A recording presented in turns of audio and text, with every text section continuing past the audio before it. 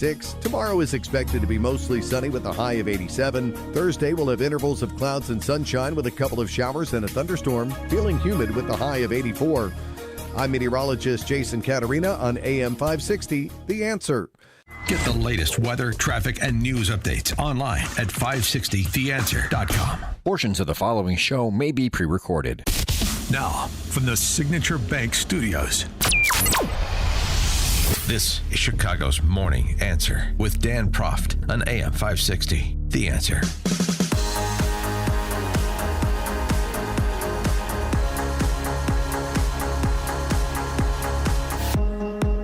Top of the morning, Dan Proft here. So the Nazi commie oyster farmer with rape fetishes who likes to masturbate in porta potties, so he says, now he's in trouble.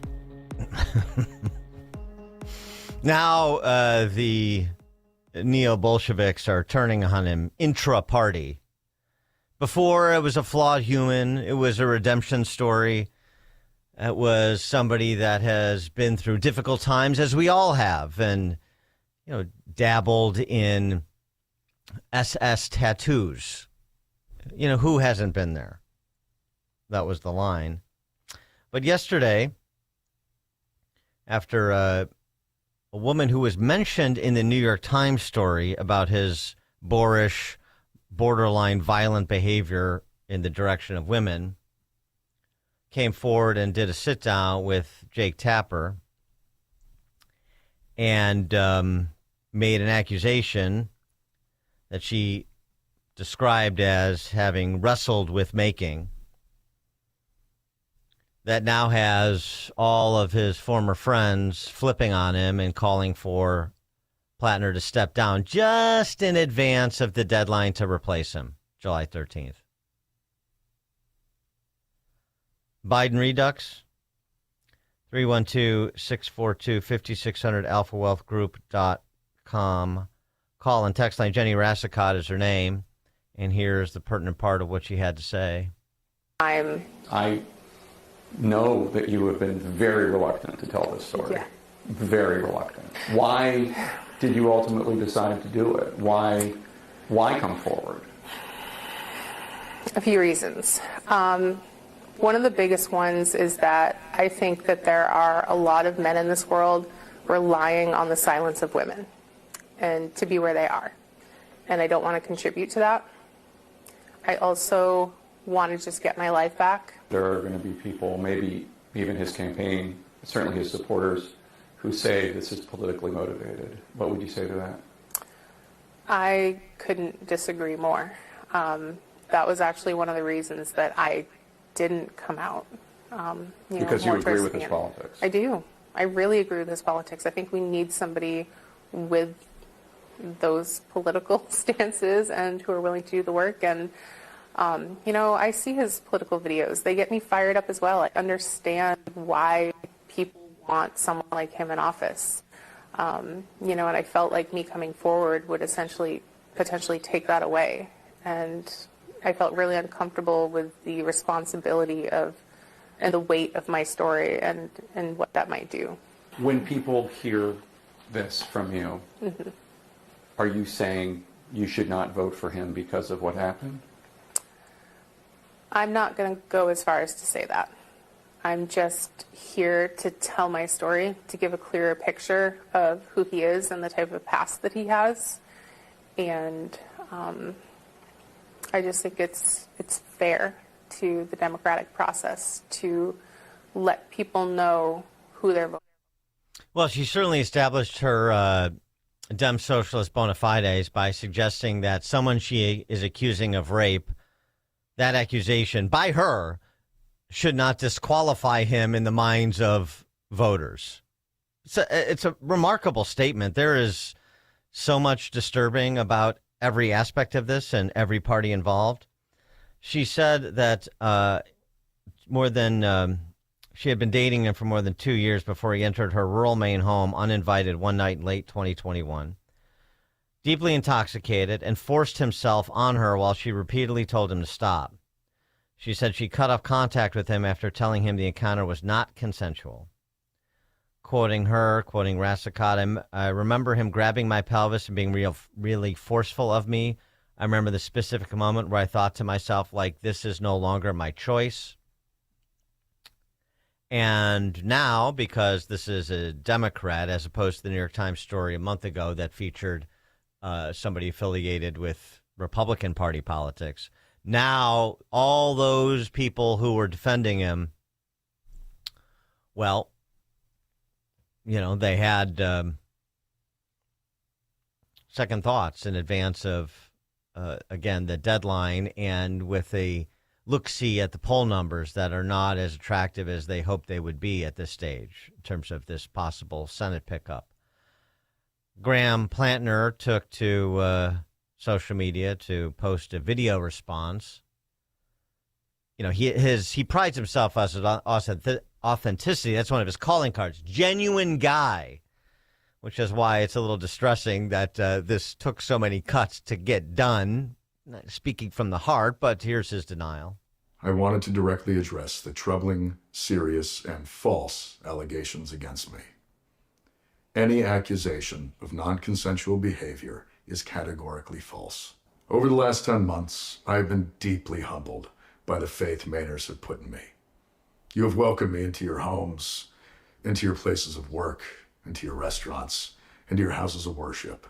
You have shown that a different kind of politics, one that puts the interests of people over corporations, is not just possible, but is inevitable.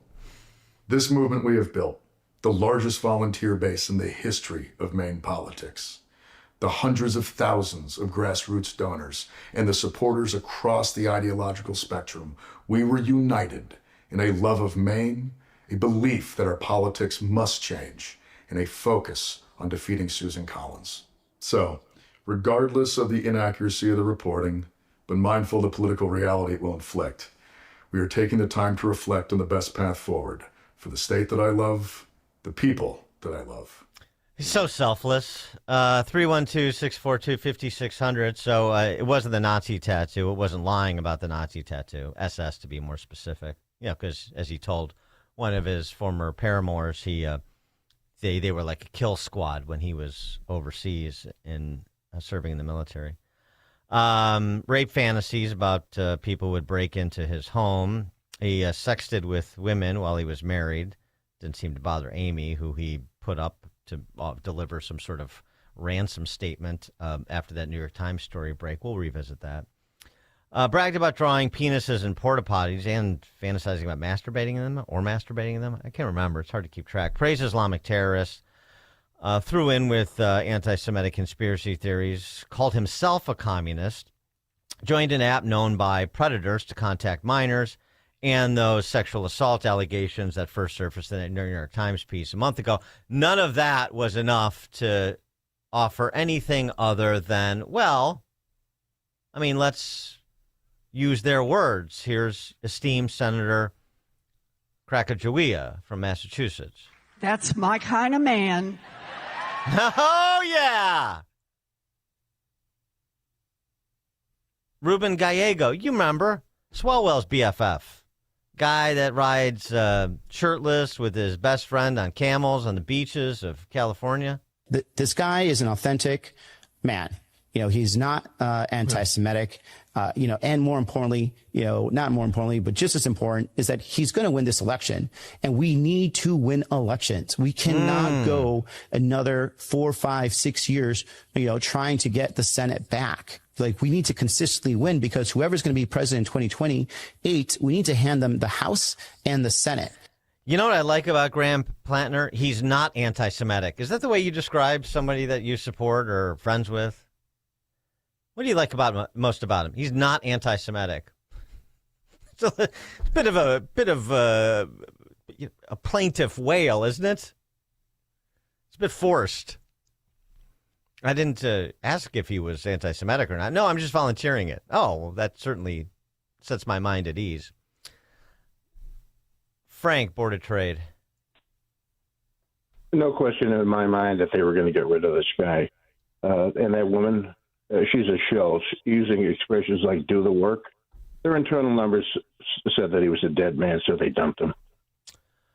Well, maybe. That's possible, but she was mentioned in the New York Times piece. This is why I hold out that possibility, which is, everything's an op.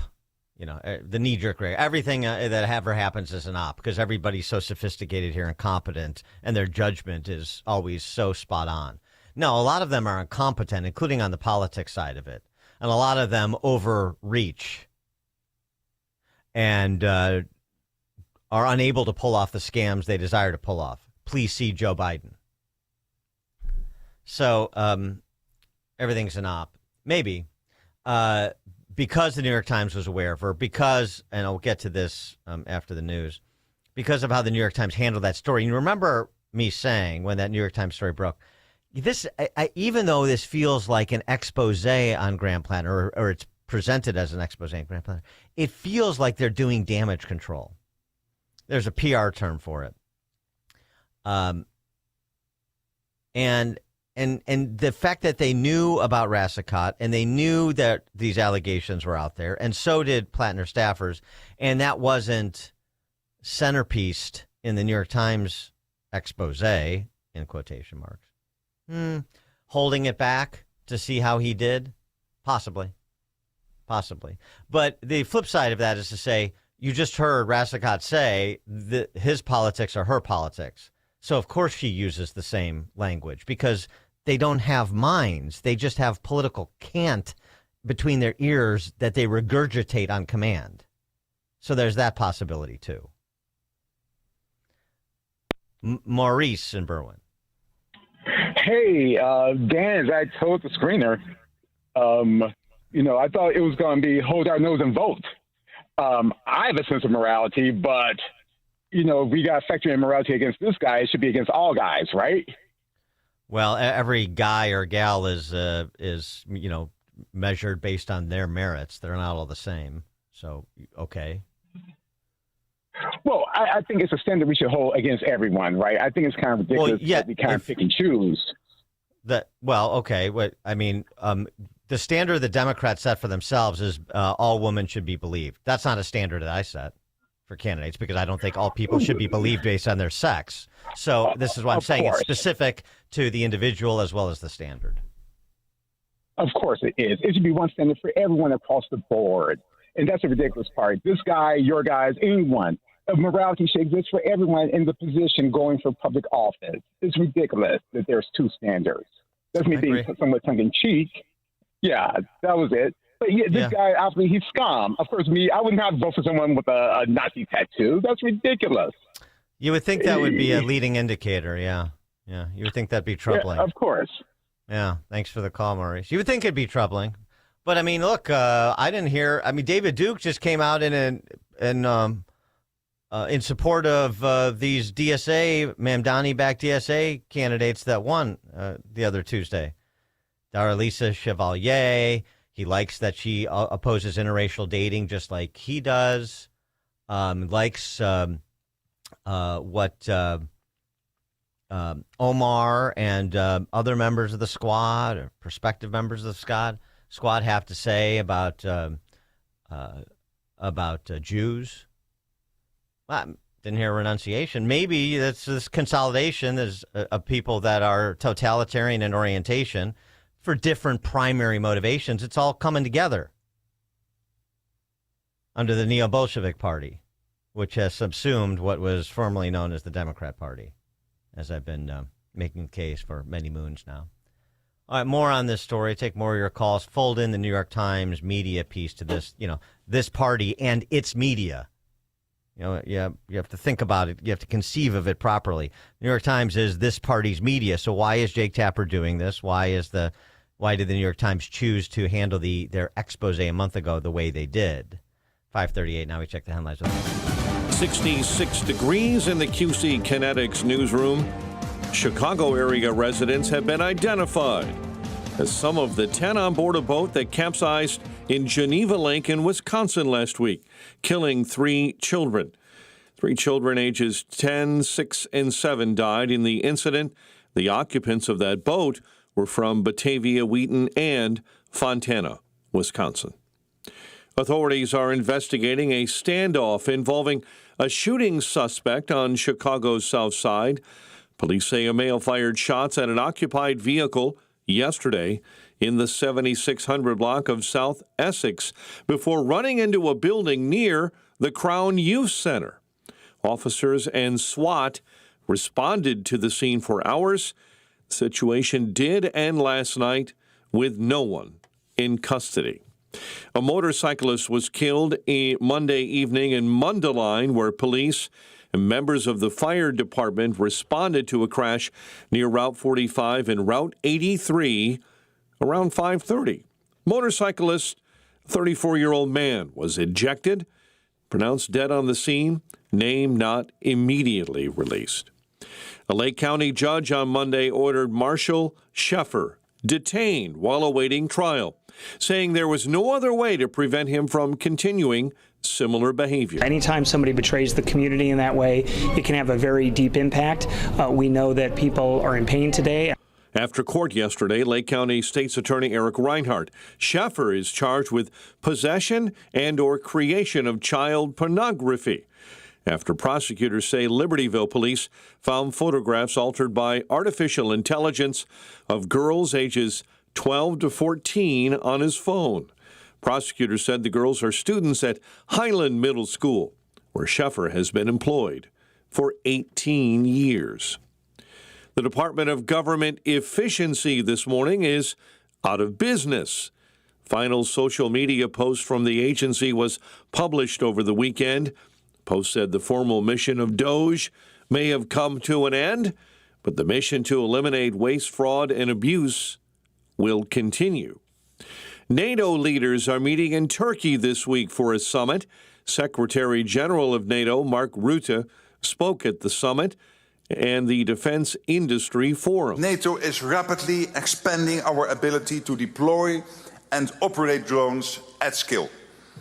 And at the same time, we are building robust counter-drone defenses to detect, identify, and neutralize drones. As the summit kicks off, European leaders are bracing for a future in which the U.S. plays a smaller role in security and defense.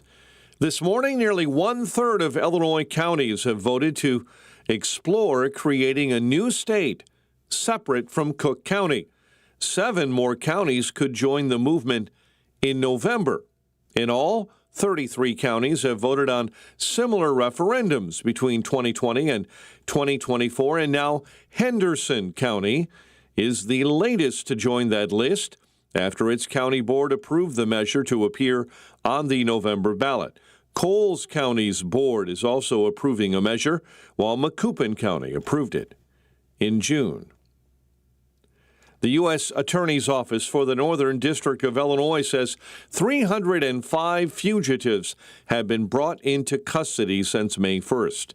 Marshal David Davis says they've been working with a regional task force to arrest 114 violent felons, seizing 20 guns, including 2 outfitted with a machine gun converter. I'm especially proud of them for their arrest of 6 individuals wanted on homicide warrants and the recovery of 1 missing child. Chicago sports, Cubs and the Southsiders are back in action in baseball tonight. The news, a service of Allstate. Wish you could save on home insurance? With Allstate, you could easily save and get quality protection. It's a win-win. You're in good hands with Allstate. Chicago's morning answer continues next and in 2 minutes.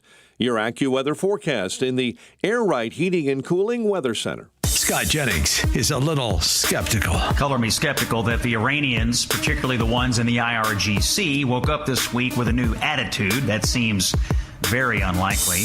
But there is hope out there that the Middle East can be remade through this process, particularly through the ultimate goal of keeping the Iranian terrorists from having a nuclear weapon. The Scott Jennings Show.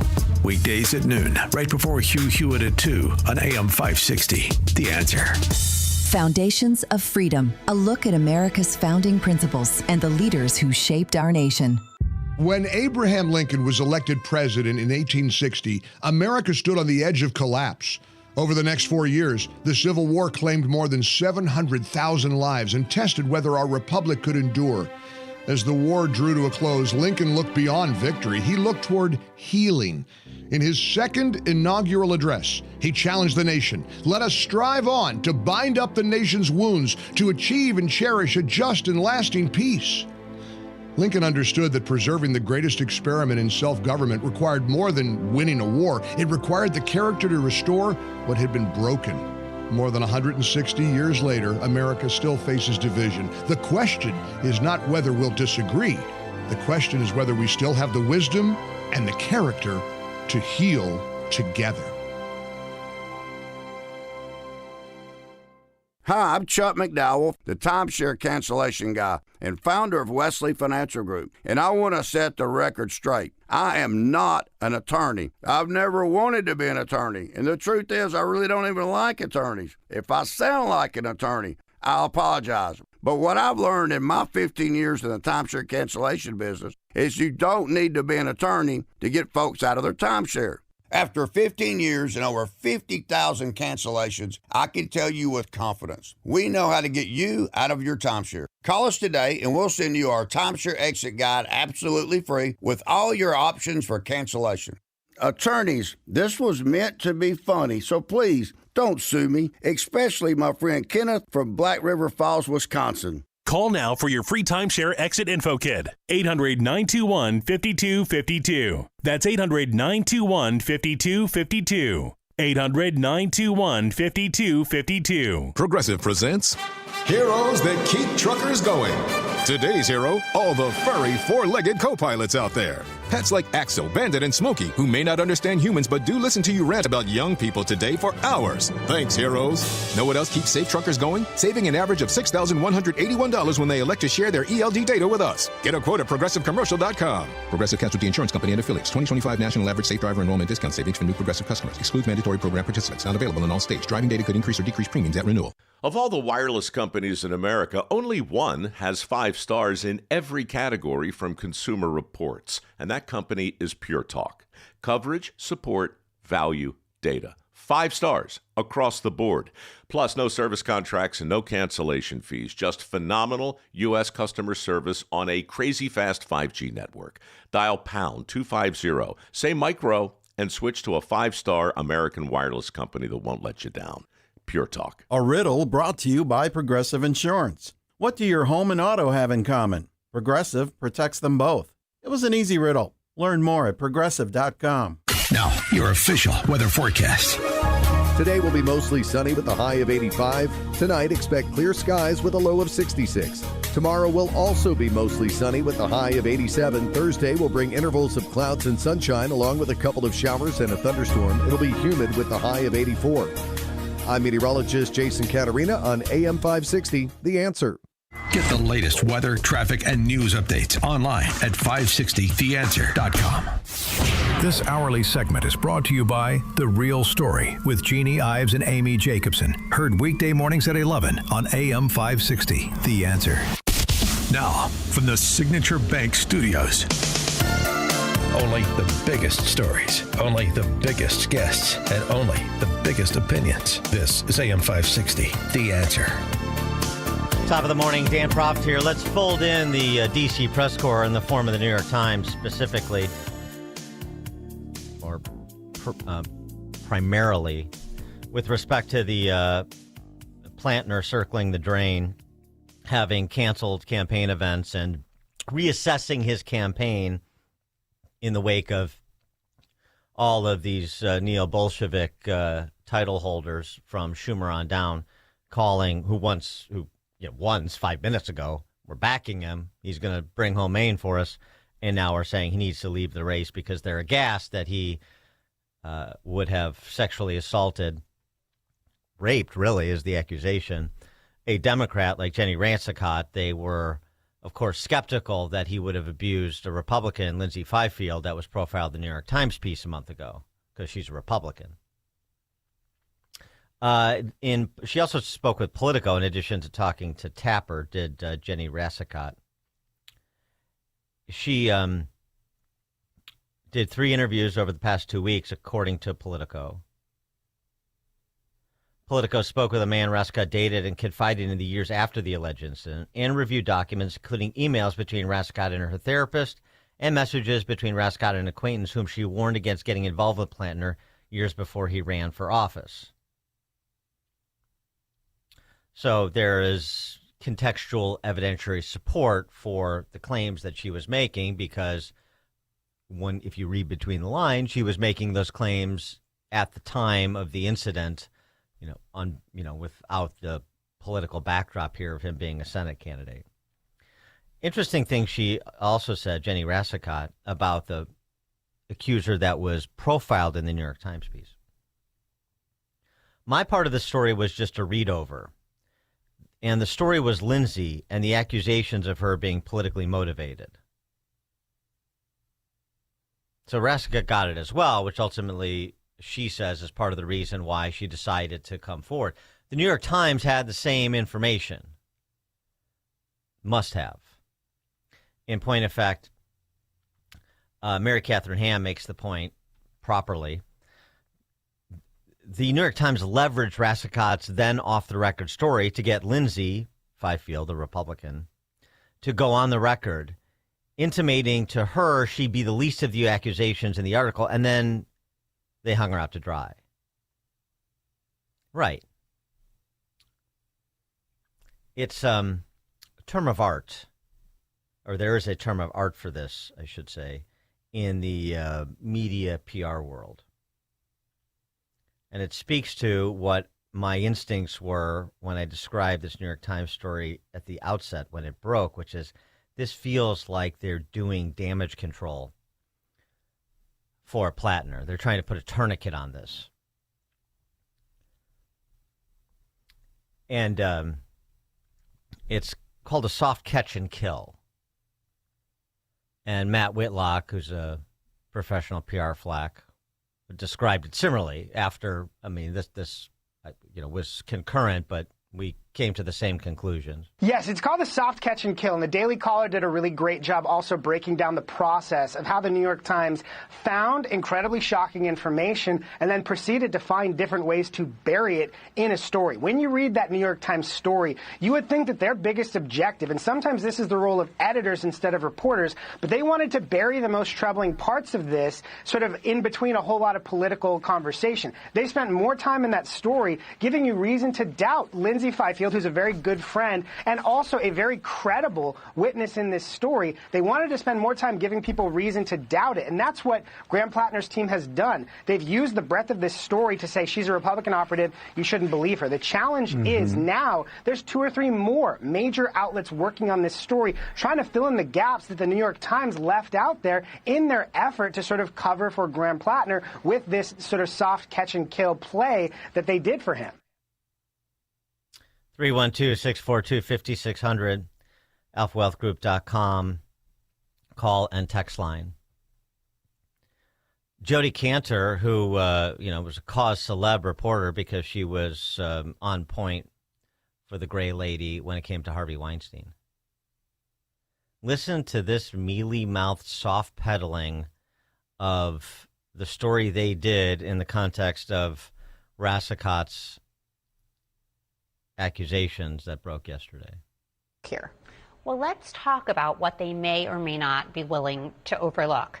The accusations against Graham Plantner are not classic Me Too accusations. They're not about a boss and a young female employee being subjected to sexual advances. They were mostly made in the context of consensual relationships. There are these very sensational texts about sex. There are allegations from former girlfriends that are not, the way my colleagues reported them, were not like classic abuse allegations. They were mostly like being his boyfriend gave me a view into him and I did not like what I saw. His character was scary. He had this Nazi tattoo, etc. There was one allegation of crossing a line physically. But I think that means that these are pretty different accusations than, say, the ones that President Trump faced. And, of course, in the Access Hollywood tape, President Trump bragged about grabbing women against their will. And so I think it speaks to the kind of confusion of the long post-Me Too moment in which like gender-related accusations get bundled together, but they're actually very different. How you want to try to parse that gobbledygook? I mean, of course, you have to insinuate Trump to try to do the false moral equivalence. And the suggestion, the implication of she's saying in part is pretending that the New York Times didn't know about Jenny Rascott's accusations when they did the story, but they did. They clearly did. And they did the soft catch and kill to try to couch her allegations, really bury them, and generate the skepticism that allowed people like Obama Soy Boy and all the Pod Save America soy boys to say things like, Graham Plattner isn't just our best and only chance to beat Susan Collins. He's a good, decent man who's struggled and grown and is always trying to do better. I hope everyone with reservations takes a little time to get to know the real life version of him.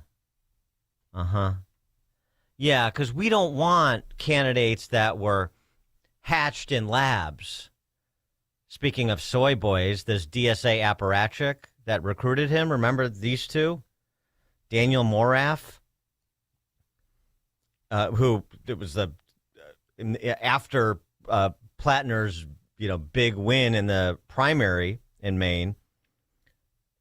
There's a front page feature on this guy Moraff as some newfound power broker in the DSA dominated Democrat Party, and maybe he is. Maybe they're doing all the candidate recruitment, and they're getting their candidates across the finish line against the Mensheviks in the party, the neo-Mensheviks. Neo-Menshevikism not good enough. The vetters, Daniel Moraff and Leanne Fan, who mainly just laughs along in this interview. And at this point, you hadn't vetted Graham Plattner. You hadn't done a full scrub of who he is. How did you go about vetting him? And why did you? We paid a nice firm a whole chunk of money and got some stuff back. Some of what you've seen on the news we got back. Other stuff we didn't. Did the vetting process turn up the tattoo that became so controversial? No. The Reddit posts, did that turn up in the vetting process? These guys. The firm sent us a thing, and it had some of the posts, but it didn't have all of them. And what did you think about that? How did you think your way through the fact that he had posted these things on social media? I said none of this will or should stop him from becoming a U.S. Senator.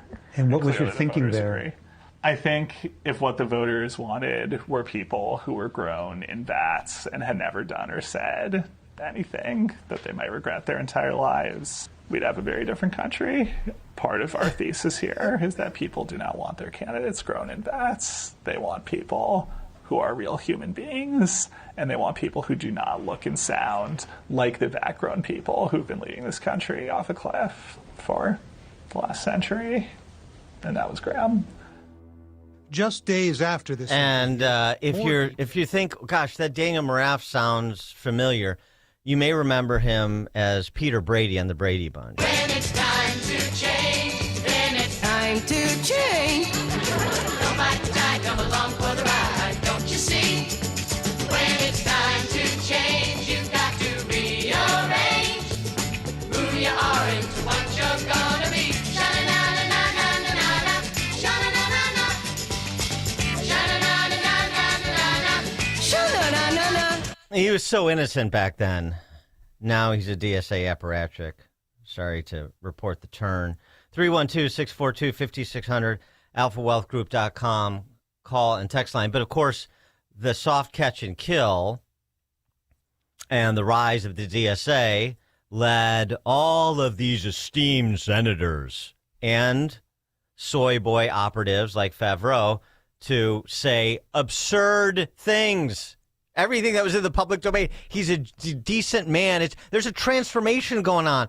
And if Graham Plattner can change, if he can transform, then maybe, gosh darn it, he can transform this entire nation in the process. That's literally what Ro Khanna, who is perhaps coming to be the biggest flim-flam man of the left, which is no easy feat. That's literally what he said after the New York Times piece, after all this stuff was in the public domain, on the campaign trail for Graham Plattner. There is no way we will restore what Lincoln called our bonds of affection with fellow citizens if we come at each other with harsh judgment and ridicule. For this country to heal, we need to find some way of having grace. We need to find some way of having redemption. We need to find some way of saying that if someone felt hurt by Graham in a past relationship, we can listen to them and we can listen to Graham and we can have conversations as mature Americans, as fellow citizens.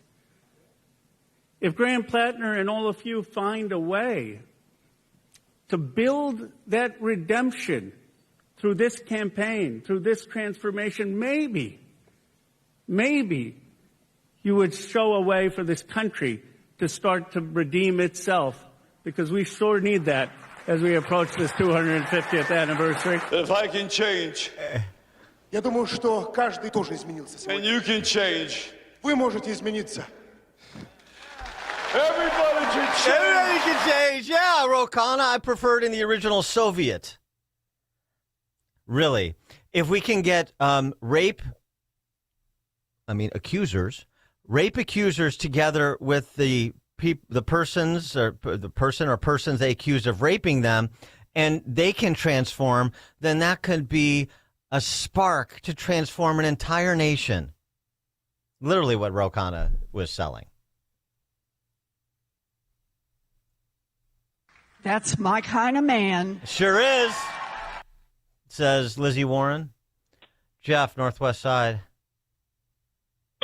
Good morning, Dan. Just to dovetail on what you were saying earlier with the David Duke connection. Yeah. If people remember that Fred Phelps from the Westboro Baptist Church, he was a registered Democrat. And so I think he would have liked those candidates that you mentioned. He's anti-gay and anti-America with the thank God for dead soldiers thing.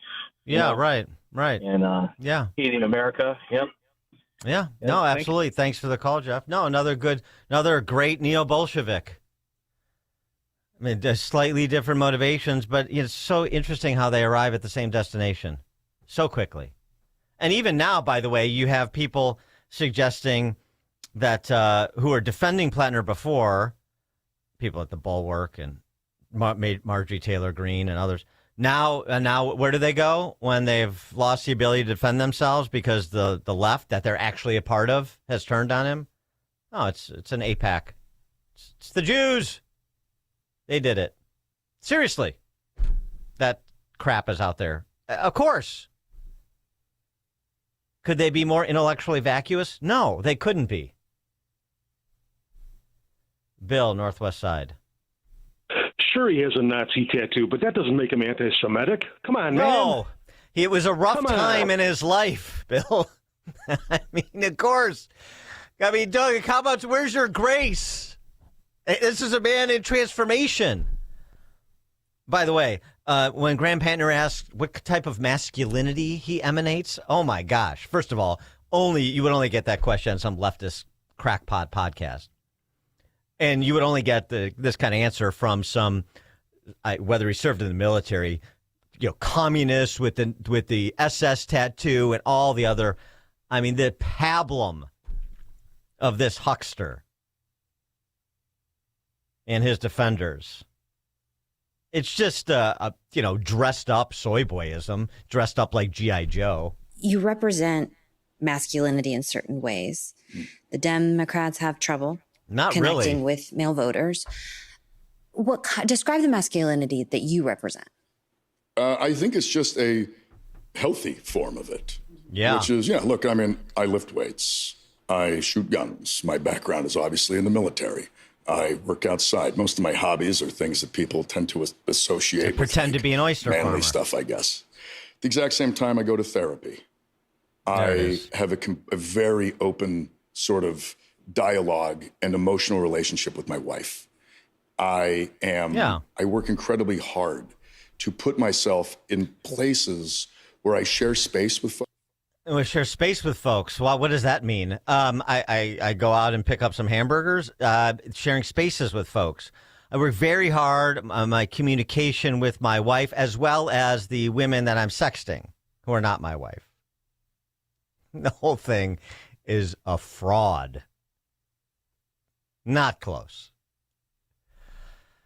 All right. I mean, wow. Coming up at 6:06 for something completely different, accentuating the positive, our latest installment of Unsung Americans. Have more stories to tell. 6:06, now 6 o'clock on AM 560 WIN. Bounced by Belgium. I'm Chris Foster, Fox News. Team USA is eliminated from the World Cup soccer tournament in the round of 16, losing 4-1 in a match where not much went right. The U.S. tied the score at 1 when Malik Tillman scored on a free kick in the 31st minute. But 61 seconds later, Belgium reclaimed the lead when Charlotte de Ketelaar scored his second goal in just the 33rd minute. After halftime, Belgium made it 3-1 in the 57th minute before one more score during stoppage time. Fox's Jared Max. The loss in Seattle means every host team, including Canada and Mexico, are now out.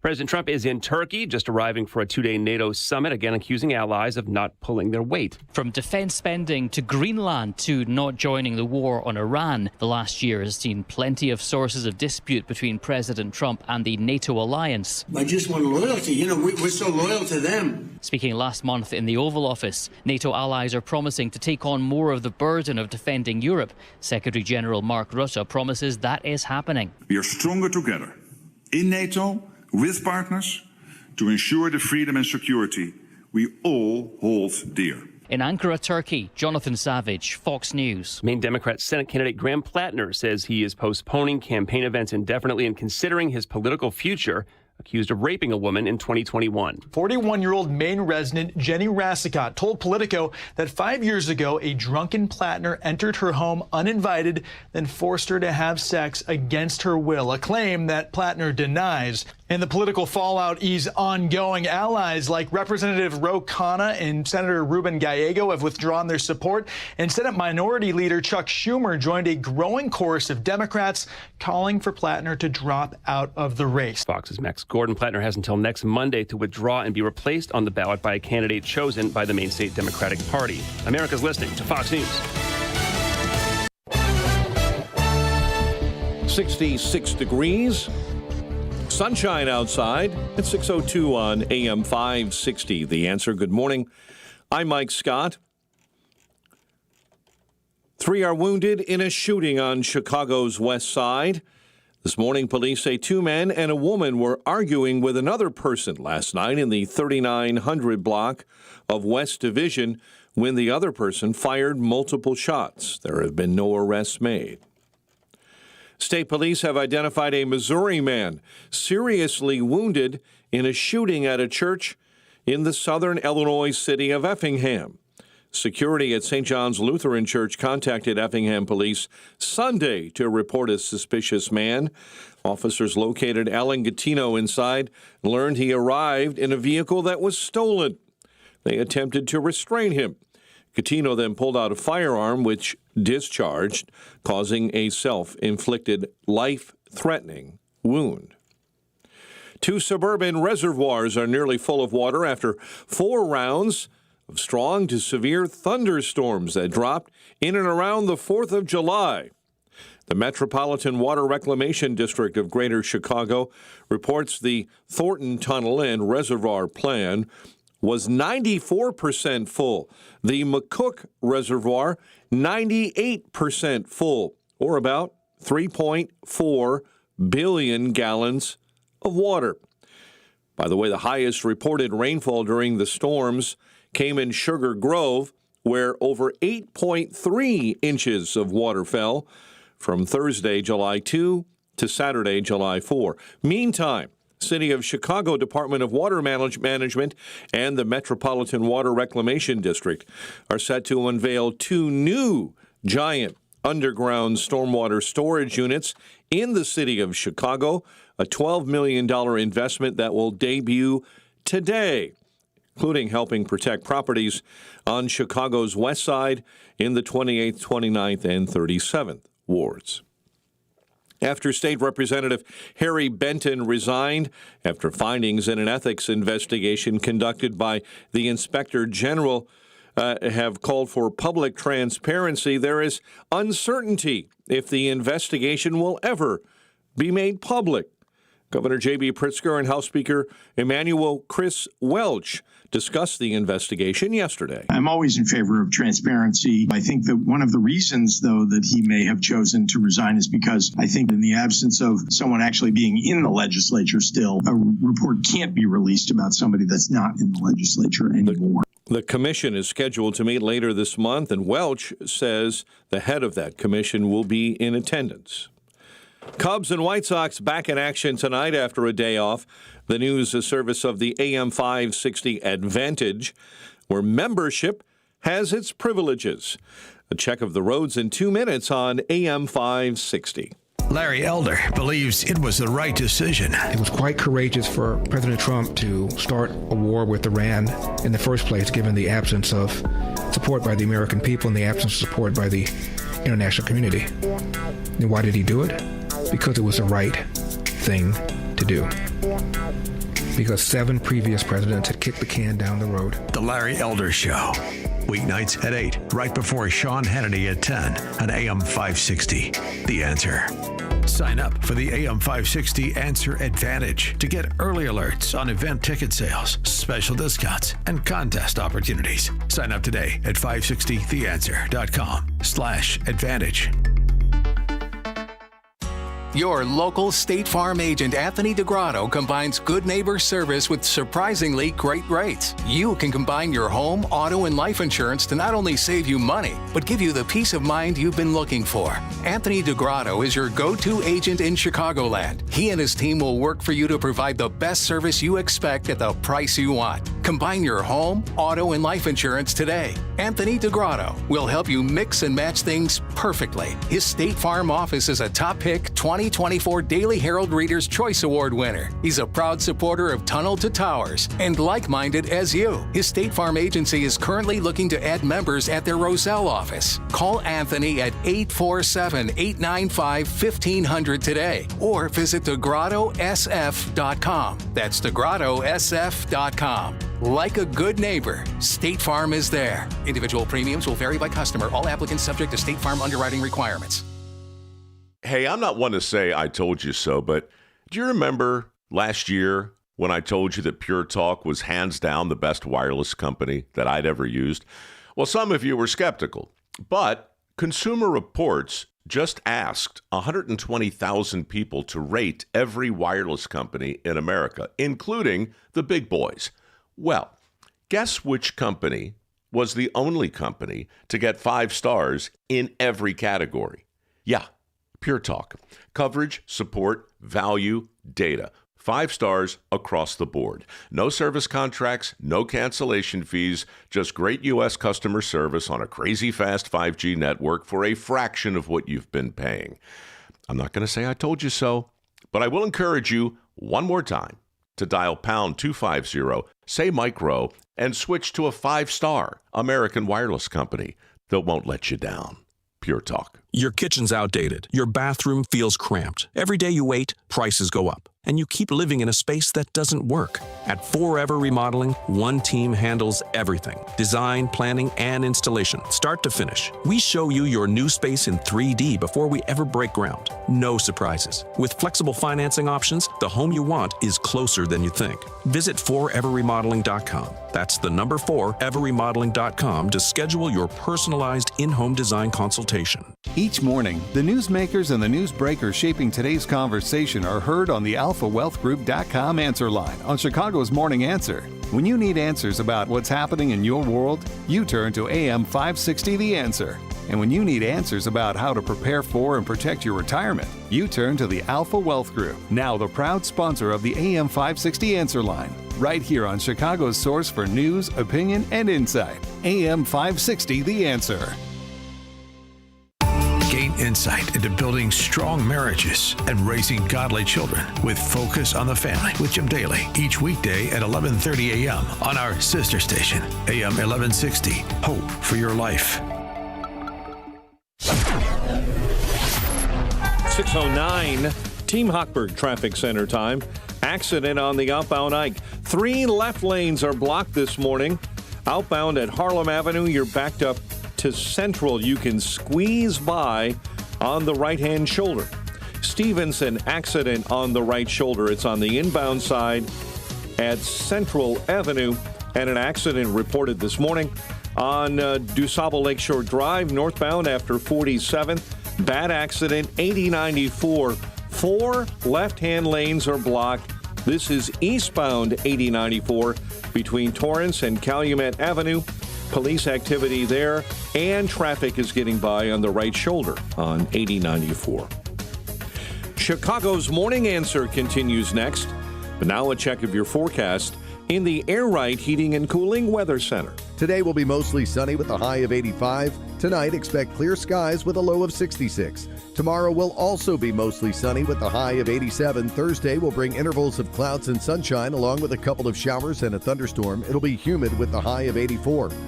I'm meteorologist Jason Caterina on AM 560, The Answer. Get the latest weather, traffic, and news updates online at 560theanswer.com.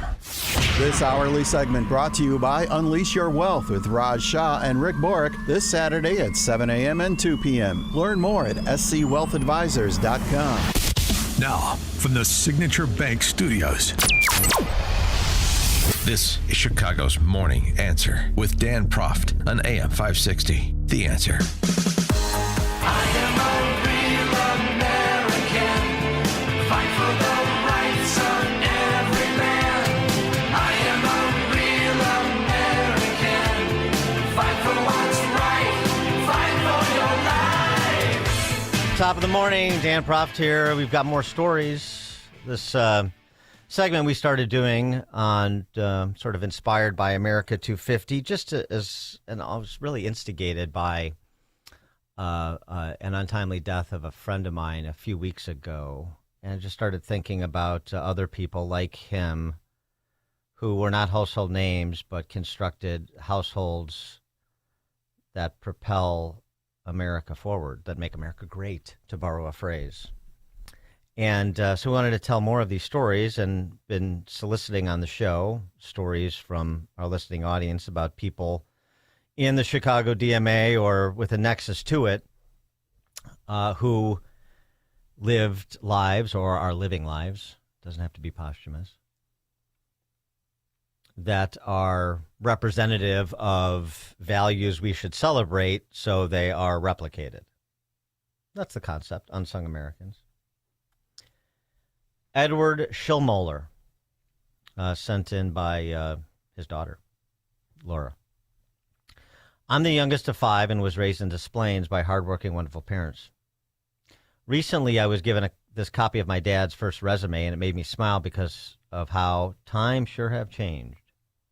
My dad, Ed, was raised in Chicago by parents who both immigrated from Germany and arrived to the U.S. with essentially nothing. He graduated from Steinmetz High School, attended Iowa State, on a football scholarship and ROTC. Cyclones. After college, my dad fulfilled his ROTC obligations during the Korean War, stationed in Morocco and then in Spain. After my dad returned from his service, he married my mom, where they had a quiet life together, raising us 5 kids and then eventually enjoying grandchildren.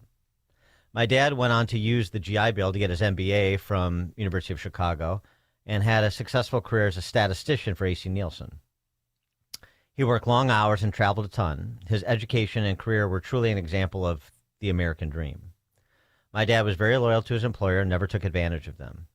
At one point, his company allowed him to fly first class for business travel, but he never took advantage of that because he viewed it as wasteful. He instilled a work ethic in all of us kids. By the way, if Salem wants to allow me to fly first class. I will not find that wasteful. Just a point of order. My parents valued education more than anything else. We lived a very simple childhood, but as a result, my parents were able to send all 5 of us to college through lots of savings. No loan forgiveness, I suspect. My dad had a moral compass that lives with me today. Certain things were just right and wrong, black and white. There were no gray areas. No cheating, no bending the rules, no stealing. Even in retirement, my dad refused senior discounts because he wanted to pay his own way. Things like owning a pirated copy of a movie were sins in his eyes. He was a tough dad. I heard life isn't fair, quote unquote, many, many times, and it was stated as soon as anyone whined about anything. It bugged the crap out of me growing up, but I recite the phrase often now in my head. My dad rarely raised his voice, yet we knew he was in charge. I never once heard my dad swear, ever. My dad's parenting philosophy was instilling independence in his children. When I gave birth to my own daughter, my dad had a private conversation with me and gave me this advice. Quote, each year on her birthday, think about the year to come. Decide which new freedoms you will give her in the upcoming year. Rather than holding on, push her forward gently because you won't be around forever. Your job is to raise her to stand alone.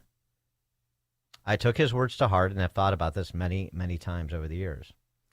When my dad passed away and we planned his funeral, we selected the bronze grave marker plaque that is given to all veterans as a death benefit. That's how my dad would have liked it. Nothing showy or flashy, and it was a benefit he earned. My dad worked hard and took full advantage of opportunities that America gave him. He never exploited them or cheated the system, never complained. Ed Schillmoeller. By the way, as a postscript, my grandparents, despite their limited education and money, raised 2 great men. My dad's brother attended Northwestern on a baseball scholarship and was Phi Beta Kappa and a Fulbright scholar. Great American family. Yeah. Okay. Edward Schillmoeller. There's one. Another one. This is from my friend Andy Bizzub, now of Dallas, formerly Hinsdale, because that's the way things go in Illinois. It's about his dad. My dad, Rudy Bizzub, was one of those guys who quietly went through life without notoriety or fame, but when he passed, the turnout at his wake surprised me as it was so large. He was born in Chicago, first-generation American, went to Gage Park High School, and after graduating at age 17 into 1940 Depression, Chicago, had my grandparents sign for him to join the Navy. He went to Great Lakes for training, then shipped off to the South Pacific, where he went in behind the Marines on Guadalcanal and started digging foxholes and building infrastructure.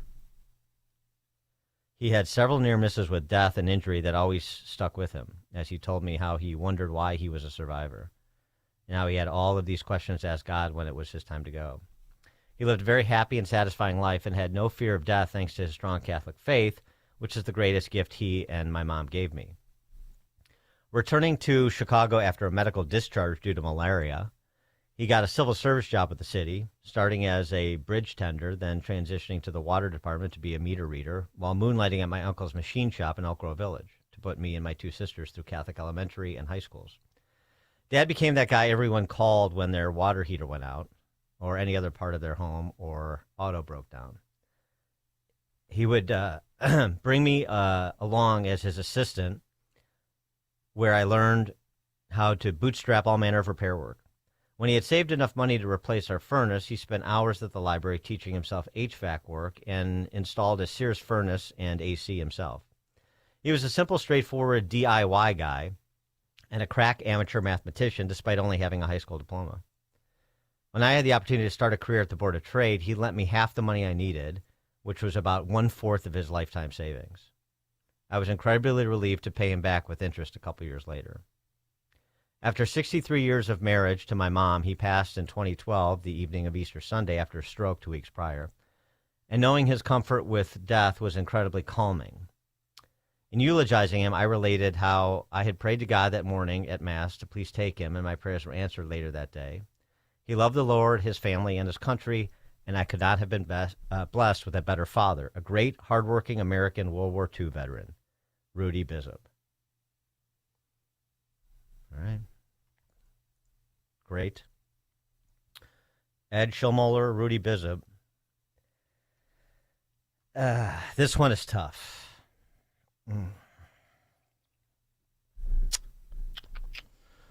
This comes to us from Nancy Albrecht, who sent me a nice note, too. She said, the humility here. When you hear this story, you'll appreciate it. She writes me, I don't know if Nico's story is radio-worthy, but thank you for allowing me to write it. It's cathartic for me. And she also said, I've listened to you on the radio for more than 10 years and just want you to know I'm proud of you and how you conduct yourself. Thanks for teaching me so many things. My kids think I'm smart because of you. I don't know about all that, but Nico's story is more than radio-worthy. Nicholas Nico Mario Lamb.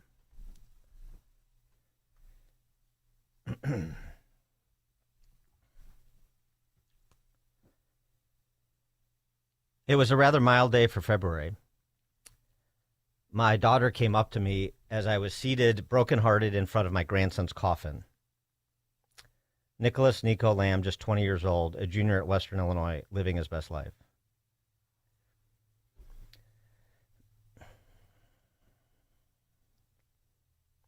Mom, come with me, my daughter urged. Come and see. She walked me out of the funeral home, and to my amazement, the people who were standing in line to enter the funeral home wrapped around the building and overflowed to the parking lots, a sea of people.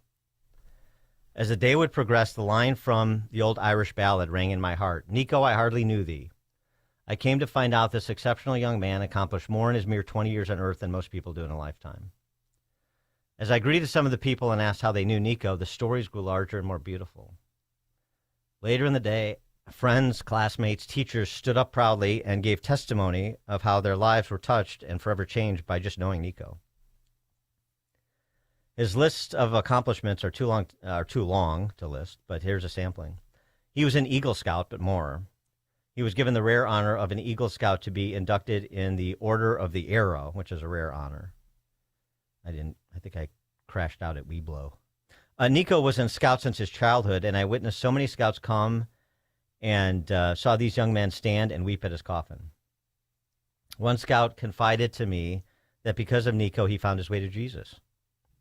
Nico mentored the young Scouts in his lodge and instilled in them a sense of value and dignity. I heard it over and over again, the same theme. Nico understood me. He got me. He was my only friend. Without him, I was thinking of ending it all, and he gave me self-worth. That alone would have made a life worth living, but he did so much more. He earned a full academic scholarship to Western, presidential scholarship, and was an admissions ambassador, and found fulfillment in the fraternity life. As an only child, he loved having more brothers than he could count. He also resurrected a failing fraternity by revamping the budget. He played the violin because it was his mother's wish. He was also a history buff. He was a leader in student organizations, serving as vice president of Theta Chi and VP of Judicial Affairs at the IFC, as well as former VP of Lambda Alpha Epsilon. He was studying law enforcement and planned to get his law degree with an eye toward the bench. He was also a gamer, highly involved in that world, and made many friends internationally. His wake and funeral was on Zoom, so friends as far away as Germany and Okinawa could be part of his final journey.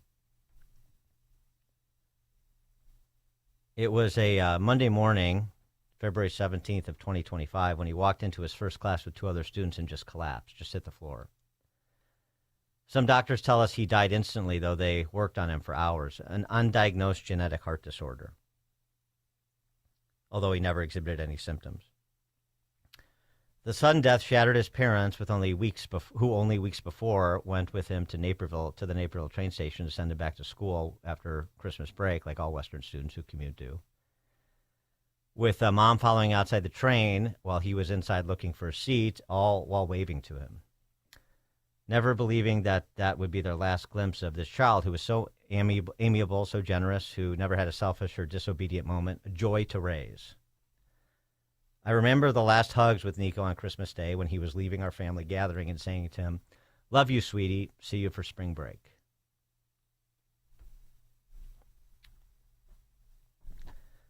Dan Proft, Chicago's Morning Answer. This is Chicago's Morning Answer. Your show keeps me alive during the week. There's nobody I'd rather listen to between 5 and 9 in the morning than you guys. On AM 560, The Answer. Chicagoland certified financial planning professional Tim Stearns discusses taxes in retirement. Most people are paying more in taxes and keeping less of their money to live and do what they enjoy. That's why we've put out the Retirement Tax Bill Calculator online. You can see with your own eyes just how much you might be overpaying. It's a valuable tool, $500 value, but we made it free for you to view and run your own numbers at MVPCFP.com. That's MVPCFP.com. To run your retirement tax bill calculator, go to MVPCFP.com. Investment advisory services offered through Cornerstone Securities, LLC.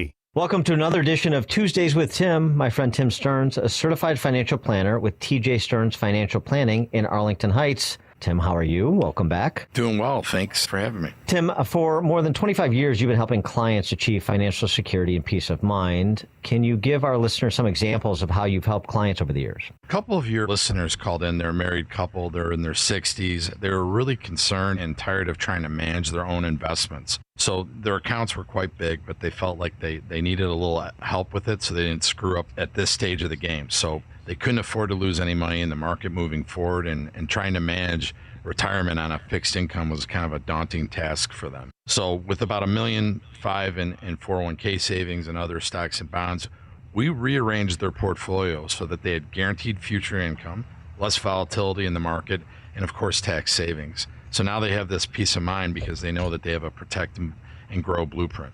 Thank you, Tim. If you're in your 50s or 60s, I want you to speak with my friend Tim Stearns, TJ Stearns Financial Planning. Tim will help you structure and optimize your savings to prepare for 20 to 30 years of enjoyable retirement. Call Tim today to schedule your free consultation and get your free Protect and Grow blueprint. Call 1-800-640-2256. Again, that number, 800-640-2256.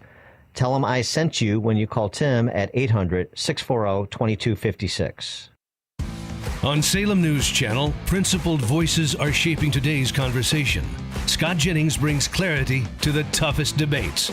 Josh Hammer's blistering commentary puts politics and culture on trial. And Alex Marlowe's insight connects us to what matters most. Watch anytime on Samsung TV Plus, Pluto TV, or find us on your screen at snc.tv. 3 new shows, 1 powerful lineup. Salem News Channel, across America. The following contains a celebrity impersonation. Mr. President, we're seeing reporting that air conditioning systems are failing as temperatures rise. What is your response? I said, don't wait. People wait until the last second, then suddenly it's hot and nothing works. I understand this stuff probably better than anybody.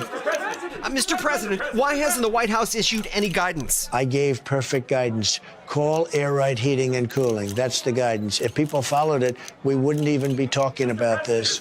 Sir, but homeowners have so many HVAC options. They're not like Air Right. You got some bad installers out there, some real bad hombres. I wouldn't let them near the White House. It would be a complete disaster. Mr. President, there are reports of significant rebates on new systems. Can you confirm? I've heard about them. A lot of people talking about them. If you miss out, you'd have to be really not so smart. Tremendous savings, let me tell you. Visit Air Right Heating and Cooling at AIR-RITE.com. Air Right, doing it right since 1959. For months, you've been hearing ads about Virago Immune Support. I have to tell you, this stuff is for real. I had an occasion to not be feeling well on a remote broadcast. I took it, and it is the real deal. And the stronger your immune system, the stronger your body defends against diseases, viruses, and everything else. That's why Dr. Huber created Virago, a liquid immune booster supplement. You take it daily. It's a blend of 23 nutraceuticals working in synergy to maximize effects and boost your immune system. It's the nutraceutical cocktail for an immune system, antiviral, anti-inflammatory, antioxidant. Virago even protects your heart, your kidneys, your liver, all in a unique liquid supplement for better absorption. Do yourself and your spouse a favor. Order a bottle of Virago today online at myvirago.com. That's myvirago.com. Use coupon code IMMUNE to save 30%. Maha and Virago, making America healthy again. AM 560, The Answer. Top of the morning, Dan Proft here. So yesterday we talked about wedding of the Royals, Taylor and Travis. And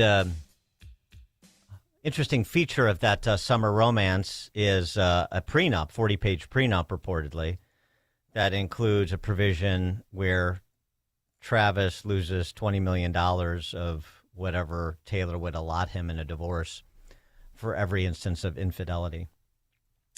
And but the prenup was sort of the question, something that you would do, and I said, no, not my bag. Not that there's much threat of that, but I wouldn't do a prenup. But I understand now where Taylor Swift got the inspiration or the advice and counsel that she was taking from this Todd Snyder classic that a friend of mine referred me to. Dearly departed alt country singer Todd Snyder. You ought to know by now this love of mine is real. Only words just can't describe the way I feel. And even though we just met, I'm so glad that the date is set. Years from now, I would bet we would be together still. But just in case,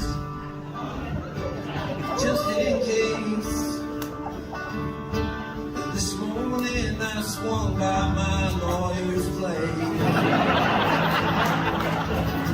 I didn't think that you would mind. Here, darling, sign this dotted line. What's yours is yours, and what is mine will always be mine. Just in case.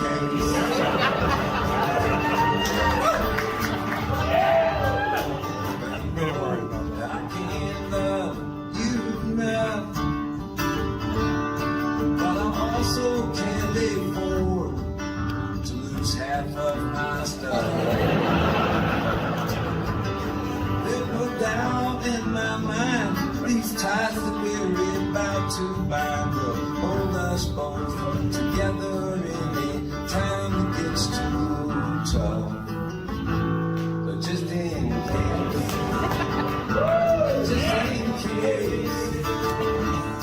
well, this morning I went by my lawyer's blade. I didn't think you would mind. Here, darling, sign this dotted line.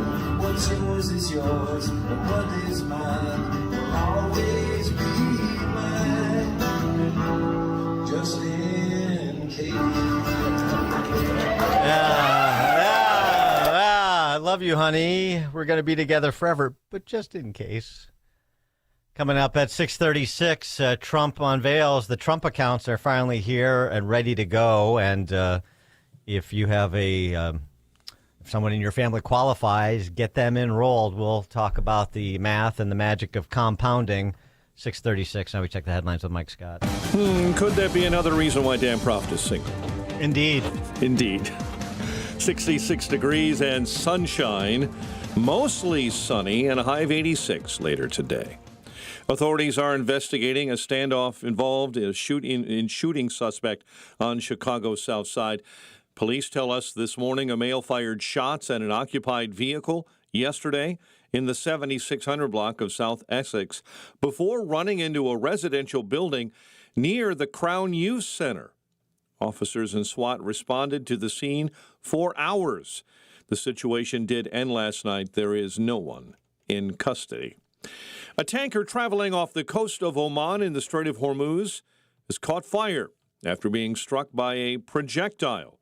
The UK Maritime Trade Operations Center saying the tanker was hit near Lama, Oman, inside of the strait. Explosions rocked Damascus as France's President Emmanuel Macron meets Syrian President Ahmad el-Sharaa. Syria's Interior Ministry says at least 18 have been wounded, including 4 police officers. This morning, Politico reports that a woman has accused Maine Democratic Senate candidate Graham Plattner of sexual assault.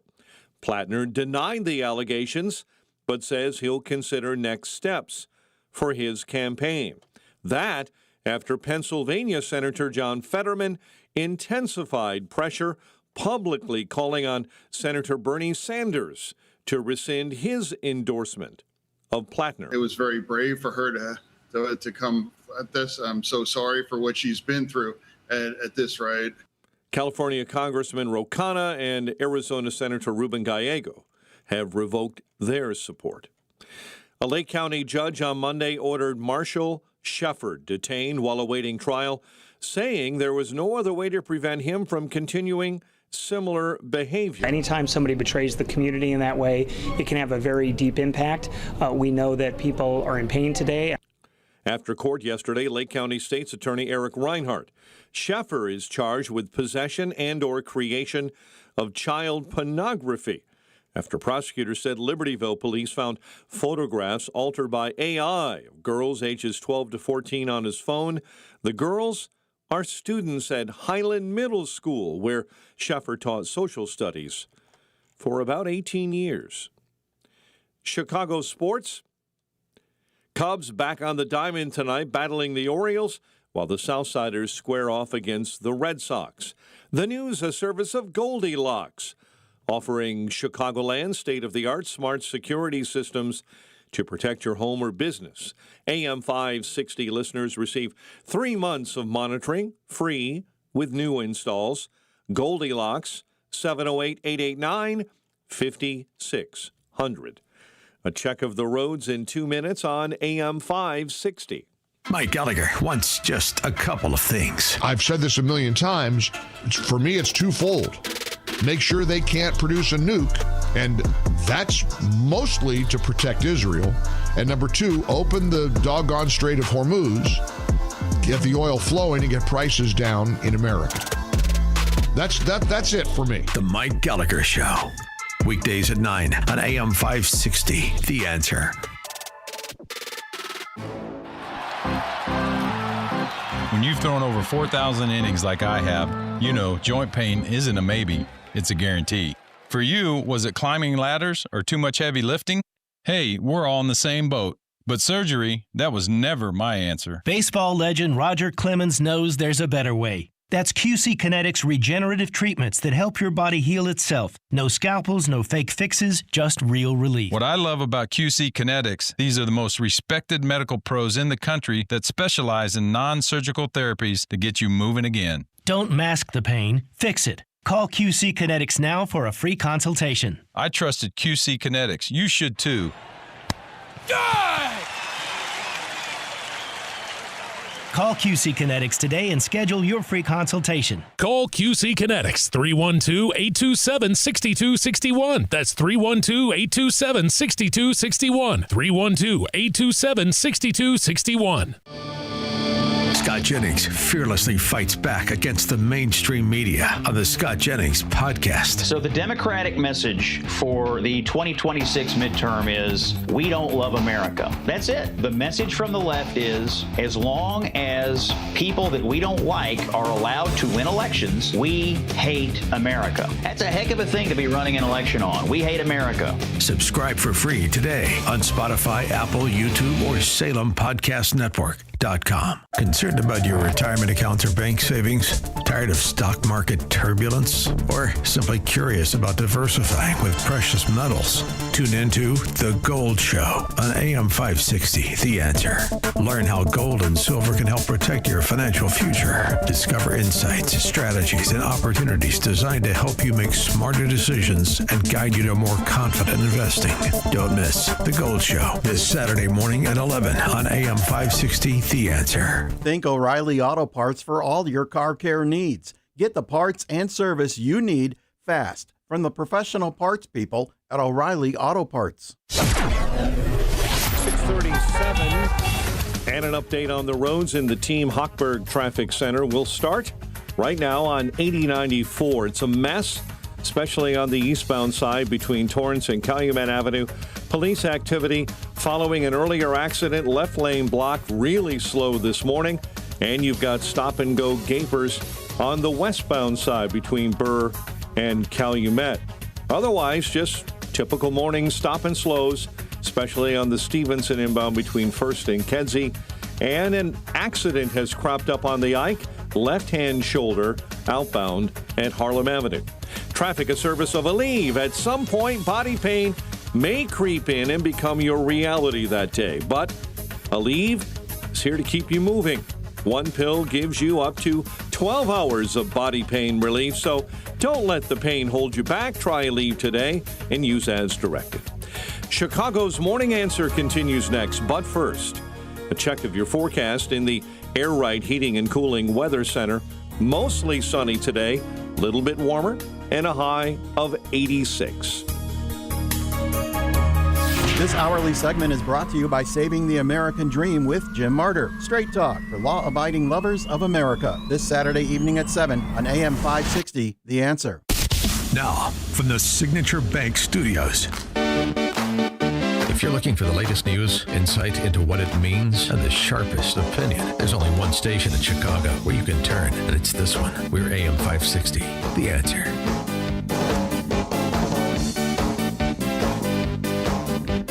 Top of the morning, Dan Proft here. So, Michael Dell and others made it to the White House yesterday to formally roll out the Trump accounts, these savings accounts for kids.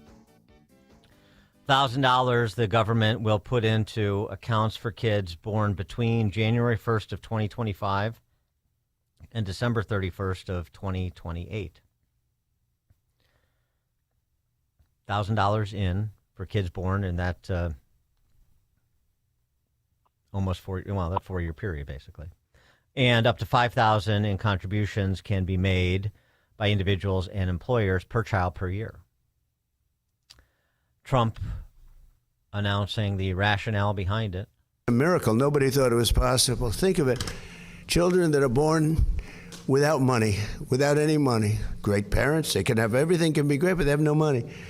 They can become very wealthy children at 18, and they can flip it over, or their people can flip it over into other vehicles at a certain age so that they don't take it out. I would recommend they probably don't take it out, but they can have a lot of money, especially if the market continues. Can you imagine if you did this during Trump a year and a half ago, where the market's gone up at levels? As an example, everybody said when I got elected, there's no way that during the 4-year period we'll ever hit 50,000 on the Dow. Representative Benny Thompson of Mississippi, who should have been redistricted into oblivion, but Tate Reeves and the Mississippi Republicans failed on that score. He was the chairman of that phony baloney J6 committee. That's that Star Chamber proceeding, remember? Featuring Adam Kinzinger and our very own Adam Kinzinger and Liz Cheney as the two Quisling Republicans to offer an unconvincing but attempted facade of bipartisanship. That Benny Thompson. It's safe to say I would pass on a Trump account. Trump University also taught us what happens when his name is on the brochure. This is such profound economic illiteracy combined with Trump derangement syndrome. It must be debilitating. I don't know how Benny Thompson gets through the day and people like him. Trump University. Whatever Trump University was, that is something completely distinct from this, which may have his name on it, but it has Michael Dell's $6 billion in addition to what the government's putting in. And it's got like the CEO of SpaceX donating a couple million shares of SpaceX to enhance or help underwrite the $1,000 downstroke for kids born in that 4-year period. Are you out of your mind?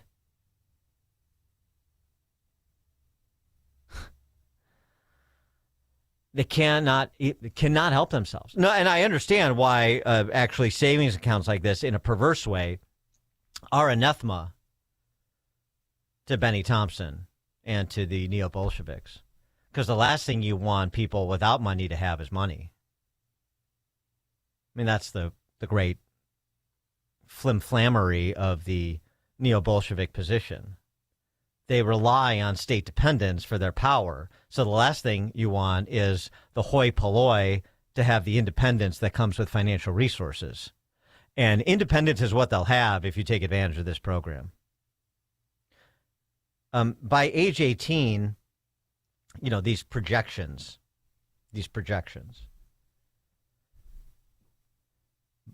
Council of Economic Advisors projections. Your results may vary. It's based on market assumptions. By age 18, if no contributions are made, that $1,000 is $5,800. By age 28, it's $18,000, $18,001. If max contributions are made, $5,000 a year, that $1,000 today is $303,800 at age 18. By 28, it's more than $1 million. You're going to pass on that because Trump University, what? 312-642-5600, alphawealthgroup.com, call and text line. Vlad Tenev is the CEO of Robinhood, somebody unlike Benny Thompson that understands compounding and is not in the business of aggregating state dependence. I mean, the uptake has been tremendous. The aspiration from the beginning was to make this the best product that the government has ever been associated with. And we had 6 million kids sign up pre-launch and express interest. Millions of accounts have already been invested. And the app has basically been living at or near the top of the App Store chart. So it's continuing to accelerate. More and more people are downloading it, setting up accounts for their families. This weekend, the first investments started rolling in and the money started flowing in. And every newborn born after January 1st, 2025 gets an initial $1,000 for free seeded from the U.S. Treasury. So this is a no-brainer for new parents, but also amazing for anyone under the age of 18. And there's 70 million individuals that we believe this could be the best mechanism for them to get ownership from a young age in the U.S. equity markets, which, as you guys know, have been the greatest engine of wealth creation in human history. So we're proud to serve as initial broker and trustee in partnership with BNY as the financial agent, powering this great transformative program. And, I mean, there are various estimates. You probably see them circulating online, depending on how you model and which averages you're using.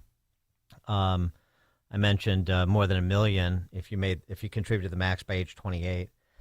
Another projection, though, much rosier and based on S&P averages. Contribute $250 a year to the $1,000 downstroke. That could be $878,000 by the time you're 27, according to one projection. And if you contribute $5,000 a year, the max, from the downstroke to the age of 55, $5,000 a year, it'd be $13 million. The magic of compounding, an Econ 101 lesson for so many of the economic illiterati. And there are people that are opposed to this. Apparently, they're not worried about their children or grandchildren, or they don't have anybody that qualifies or is prospectively qualifying, or they're even more cynical than that, and they don't want all sorts of Americans being freed from the Ponzi scheme that is Social Security and state dependence, by contrast. Chamath Palihapitiya is pretty good at math. He's one of the billionaire tech entrepreneurs that are in that on that All In podcast. If you can choose where to work somewhere that will help invest in your Trump account. $5,000 a year will leave you $13 million at 55. Sorry, but that's a huge amount of money. Yeah. I mean, that's more than a CPS teacher.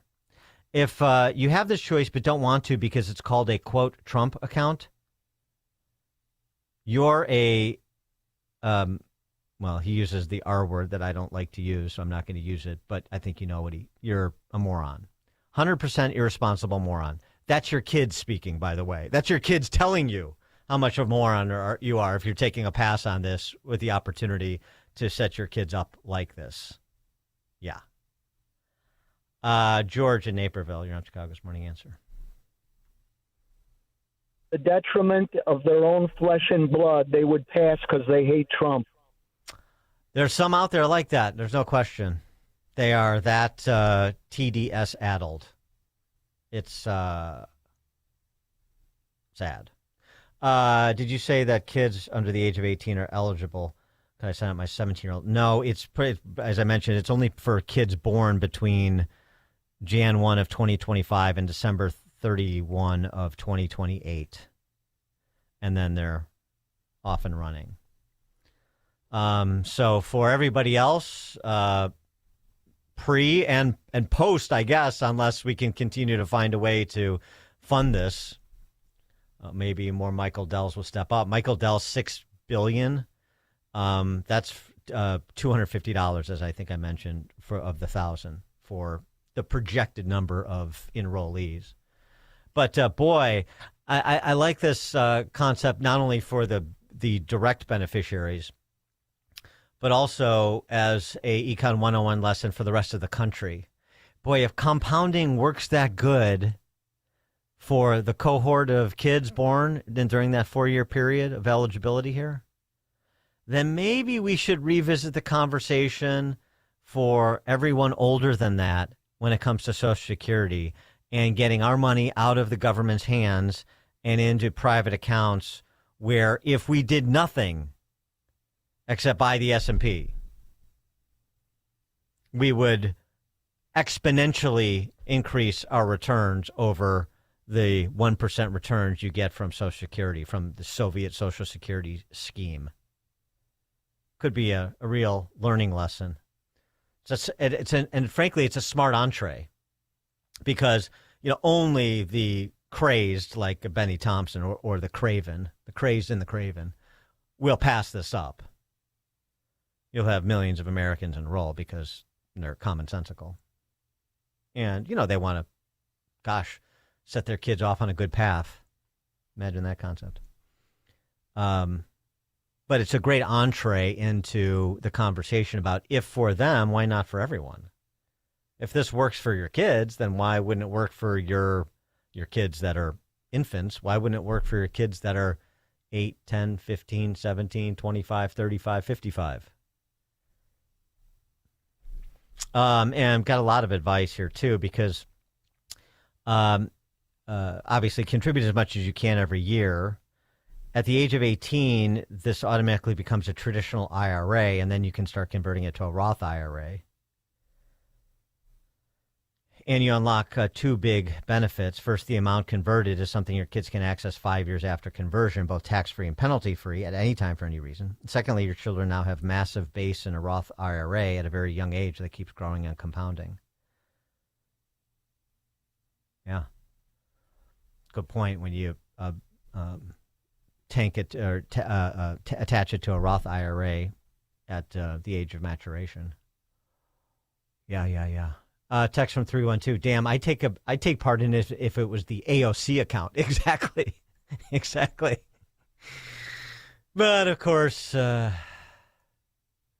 never will be because that's just not their orientation. Dan Propp, Chicago's Morning Answer. Before you see it on TV, share it on Facebook, or read about it in the paper. Hear it here first. This is Chicago's Morning Answer on AM 560. The Answer. Sean Thompson here. Recently, someone asked me, what is it that I love most about being on AM 560, The Answer? I didn't hesitate. I love the fact that AM 560 is a family. You, the listeners, our advertisers, and all of us who are on air make up one big family in a very bad place. We look out for each other because we share the same values. And so many of our advertisers are small and medium businesses. They're owners who work very hard, they play by the rules, they pay their taxes, they make their communities even stronger. If that describes you and you own or operate a business, then I want to invite you to consider working with AM 560 to market your business. If you want to reach AM 560 family members, whether through radio, live events, or digital marketing, then call Amy O'Toole. She's a wonderful girl. She's in charge of advertising around here. Call her at 847-472-8925. That's 847-472-8925. Find out how you can become part of the AM 560 family. Together, our family can truly help make America great again. Hi, it's Amy Jacobson, and last year I hired Level 10 Coatings to give my garage floor a total makeover, and I am loving it. It still looks great, shiny, and clean. Level 10 Coatings. Now, you've got to call these guys if your garage floor is cracked, stained, still covered in salt.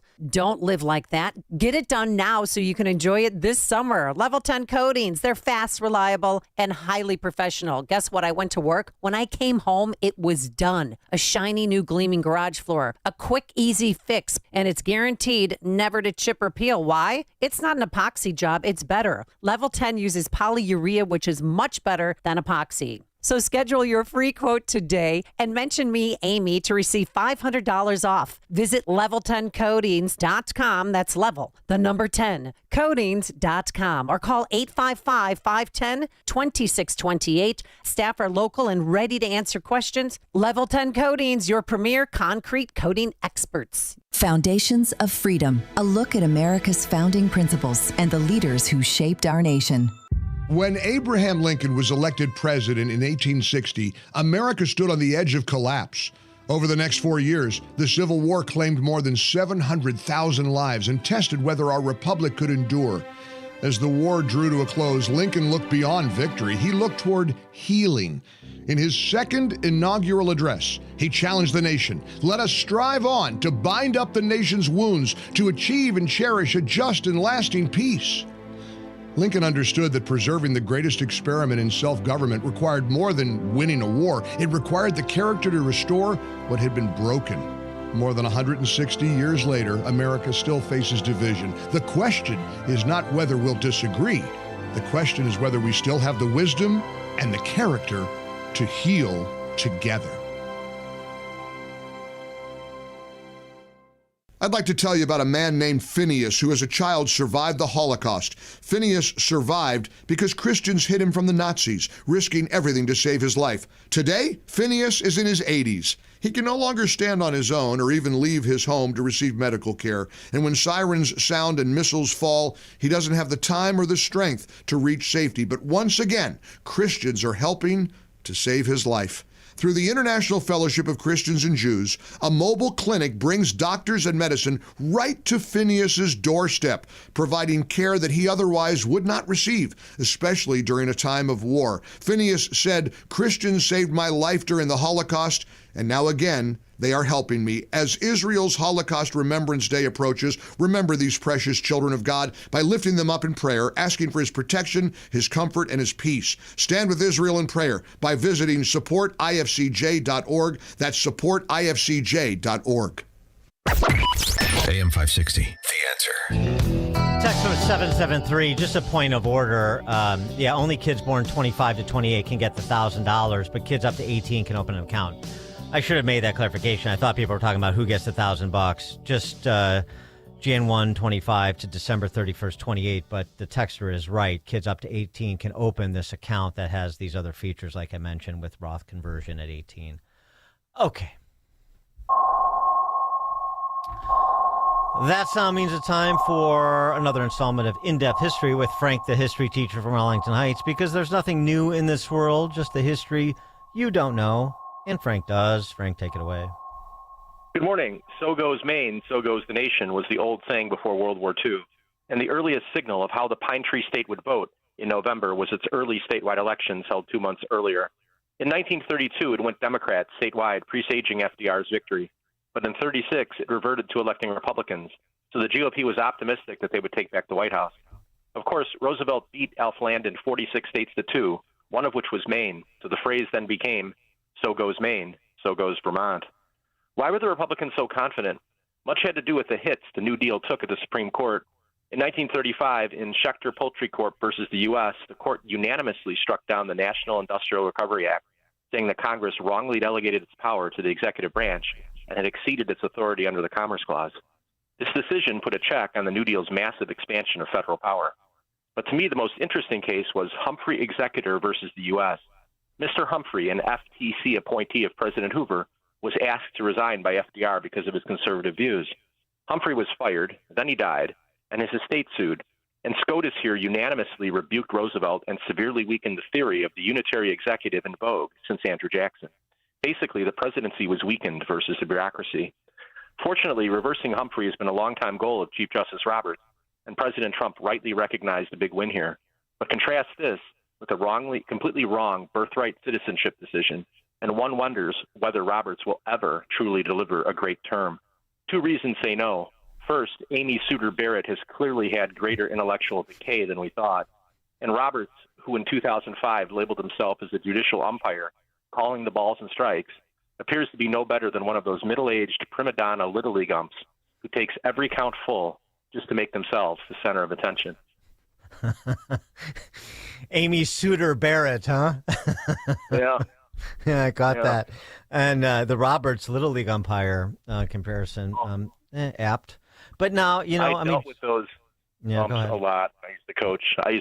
They were horrible. They'd take every count full. They literally would. So they could do the Enrico Palazzo strike 3 call. Yeah. Leslie Nielsen. Yeah. Right. Yeah. Now, on Barrett, Dobbs, she voted to get rid of Chevron, immunity from prosecution in the Trump case, block states from moving Trump from the ballot, was on the right side of ending affirmative action. I mean, there's a lot there. I mean, I'm agree. I know where you're critical of her, and I am too. Murthy and birthright citizenship, both. She's terrible. It should have been 6-3. That was so obvious. If you take the 14th Amendment text, the text of the guys who drafted it, and the Wong Kim Ark decision, it's absolutely clear what the meaning was. And she was completely wrong, and they're playing to the crowd along with Roberts. I agree with you, unfortunately, Frank. You're right about that. Thanks, as always. Great job, Frank. It is now 7 o'clock on AM 560 WIND. With friends like these, I'm Chris Foster, Fox News. President Trump's arrived in Turkey for a 2-day NATO summit, meeting with allies he accuses of being disloyal for insufficient support in the military operation against Iran and not paying enough for their own defense. NATO is investing $40 billion over the next 5 years in drone fighting technology. We know these are crucial capabilities on the battlefield and vital to our shared security. NATO Secretary General Mark Rutte. Iran's military has resumed attacks on commercial ships in the Strait of Hormuz. The Iranian government has repeatedly stated that the only safe route through the strait is one it has approved. The ship set on fire by a projectile today was transiting near the coast of Oman. State TV says the liquefied natural gas tanker came under attack after ignoring warnings. Iran suspected of attacking other ships that have sailed through that same area. Those strikes sparked retaliatory attacks by the United States. Iran then went after Gulf Arab neighbors in response. Fox's Jonathan Savage. Maine Senate candidate Graham Plattner has until next Monday to withdraw and let the state Democratic Party replace him on the ballot against incumbent Susan Collins. He is accused of drunkenly raping a woman 5 years ago. While Plattner called the sexual assault allegation by a woman who said they dated on and off false, GOP Senator Susan Collins said in a brief statement, the claim is appalling. Plattner, in his video response, said he's assessing his candidacy. We are taking the time to reflect on the best path forward. Prominent Democrats pulled their endorsements of Plattner, including Congressman Ro Khanna and Senators Chuck Schumer, Ruben Gallego, and Mark Kelly. Maine's Democratic Party also called for Plattner to drop out. Gernal Scott, Fox News. Team USA's run at the World Cup soccer tournament comes to an end, beaten by Belgium 4-1 in the round of 16 last night in Seattle. America's listening to Fox News.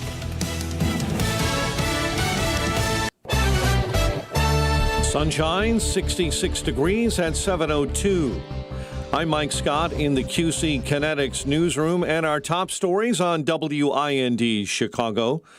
Chicago area residents are being identified as some of the 10 on board a boat that capsized in Geneva Lake in Wisconsin last week, killing 3 children. Those 3 children, ages 10, 7, and 6, died in the incident after the boat flipped over.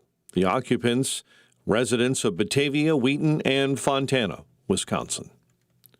A motorcyclist was killed in Mundelein Monday evening, where police and fire say they responded to a crash near Route 45 and Route 83.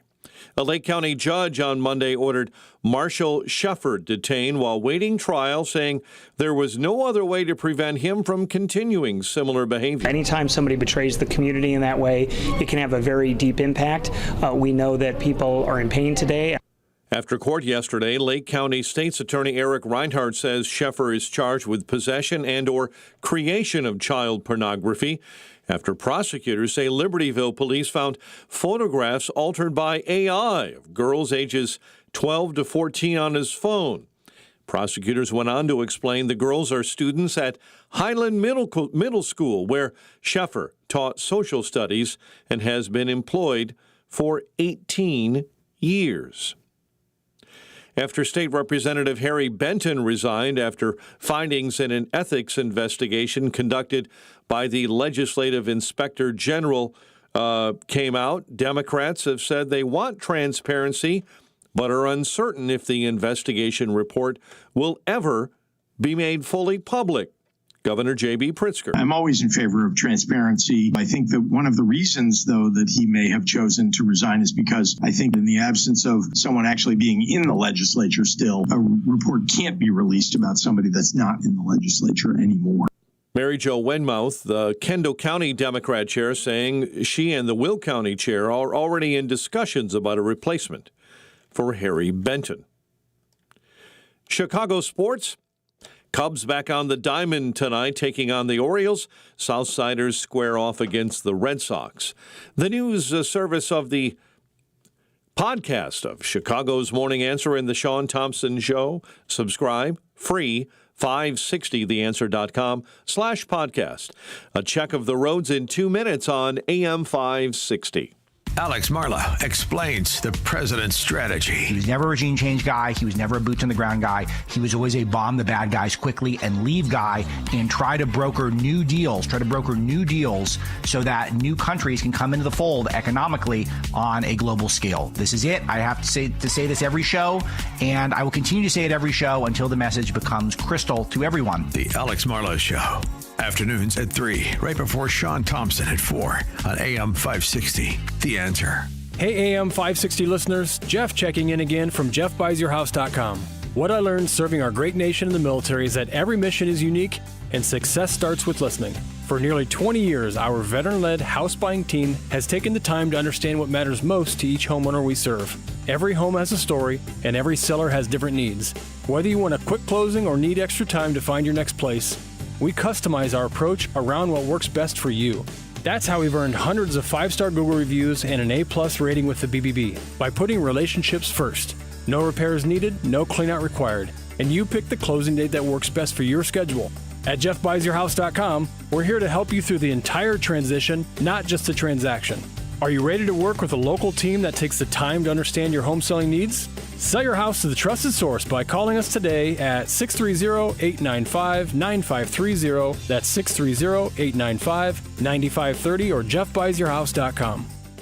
Hey, I'm not one to say I told you so, but do you remember last year when I told you that Pure Talk was hands down the best wireless company that I'd ever used? Well, some of you were skeptical, but Consumer Reports just asked 120,000 people to rate every wireless company in America, including the big boys. Well, guess which company was the only company to get 5 stars in every category? Yeah, Pure Talk. Coverage, support, value, data. 5 stars across the board. No service contracts, no cancellation fees, just great U.S. customer service on a crazy fast 5G network for a fraction of what you've been paying. I'm not going to say I told you so, but I will encourage you one more time to dial pound 250, say Mike Rowe, and switch to a 5-star American wireless company that won't let you down. Pure Talk. Hi, I'm Ken Mariotti, owner of Woodland Windows and Doors, a third-generation family-owned business since 1969. We know you're bombarded by choices when shopping for new windows or doors, so we're inviting you to experience the Woodland difference. For decades, we have been transforming living spaces with Marvin Windows, a fifth-generation family business. Marvin replacement windows have been known to increase the warmth of your cold rooms by 10 degrees. Think about that, 10 degrees warmer. When you welcome Woodland into your home, you will get a product expert to transform your living spaces, full-time, dedicated professional installers that you can trust in your home, along with the best products like Marvin. These are the reasons we're proud of our 5-star reviews and family legacy. No gimmicks, no pressure, and upfront pricing are why Woodland Windows and Doors is your trusted window and door expert in Chicagoland. Visit woodlandwindows.com to book your free in-home expert consultation. That's woodlandwindows.com, or stop by our showroom at the corner of Lake and Geary in Roselle. 7:08 Team Hochberg Traffic Center time. 8094, police activity from an earlier accident still has a left lane blocked eastbound right at Calumet Avenue. Slow traffic coming the other way westbound 8094, mostly a Gapers delay. Accident right lane blocked Jane Addams, I-90 eastbound right at Route 53, and delays on Lakeshore Drive. Overturned vehicle, accident, right shoulder, northbound just after 47th. Traffic is a service of the AM 560 store, t-shirts, hoodies, and more from your favorite AM 560 brands like Proft University and the Sean Thompson Show. 560theanswer.com/store. Chicago's Morning Answer continues next. Now a check of your forecast in the Air Right Heating and Cooling Weather Center. Today will be mostly sunny with a high of 85. Tonight, expect clear skies with a low of 66. Tomorrow will also be mostly sunny with a high of 87. Thursday will bring intervals of clouds and sunshine along with a couple of showers and a thunderstorm. It'll be humid with a high of 84. I'm meteorologist Jason Caterina on AM 560, The Answer. Get the latest weather, traffic, and news updates online at 560theanswer.com. Now, from the Signature Bank Studios, this is Chicago's Morning Answer with Dan Proft on AM 560, The Answer.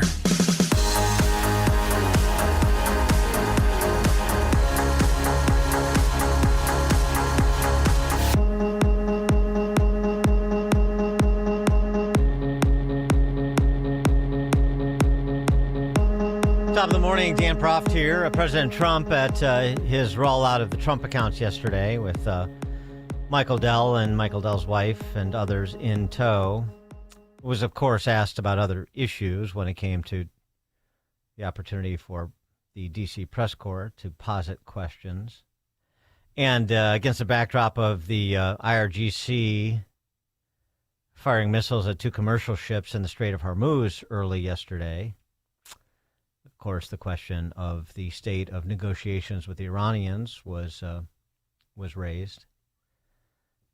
Prospect of tolling the strait, which they continue to promote as something they're going to do. One of the commercial ships was a Qatari ship, I read. Trump had this to say about said Iranians. Up the blockade because we're close to maybe making a deal. I don't know. We'll make either. Look, we're going to win one way or the other. We're either going to make a deal or we're going to finish the job, okay? And it won't be tough to finish the job. I'd rather make a deal because I don't want to affect 91 million people. We can knock down their bridges in 1 hour. We can knock out their energy supply, all of those big plants that they built, big, beautiful, modern plants. They had a lot of money. They don't have any money now. We haven't given them any money. But we can knock out their electricity and power generating plants in, I would say, a small part of an afternoon. Every plant will be gone. And they know that. They know that. Yeah, I'm not sure what the definition of finish the deal even is at this juncture. Does that include opening the strait or ensuring the strait stays open and does not include tolling? In addition to that, you have not just the prospect of tolling, but the prospect that there'll be special considerations given to favored countries. Speaking in Beijing on Saturday, Iran's ambassador to China said his regime will definitely charge service fees to transit the strait, but that China and other Iranian friends may receive, quote-unquote, special considerations regarding the level and type of fee, and thus indicating Iranian foreign policy will be a determining factor for global energy flows, which is something that the Trump administration has rightly said is a deal breaker, is non-negotiable. William Thibault is a veteran of the Army's 75th Ranger Regiment. He's currently the director of the American Military Project at the Claremont Institute.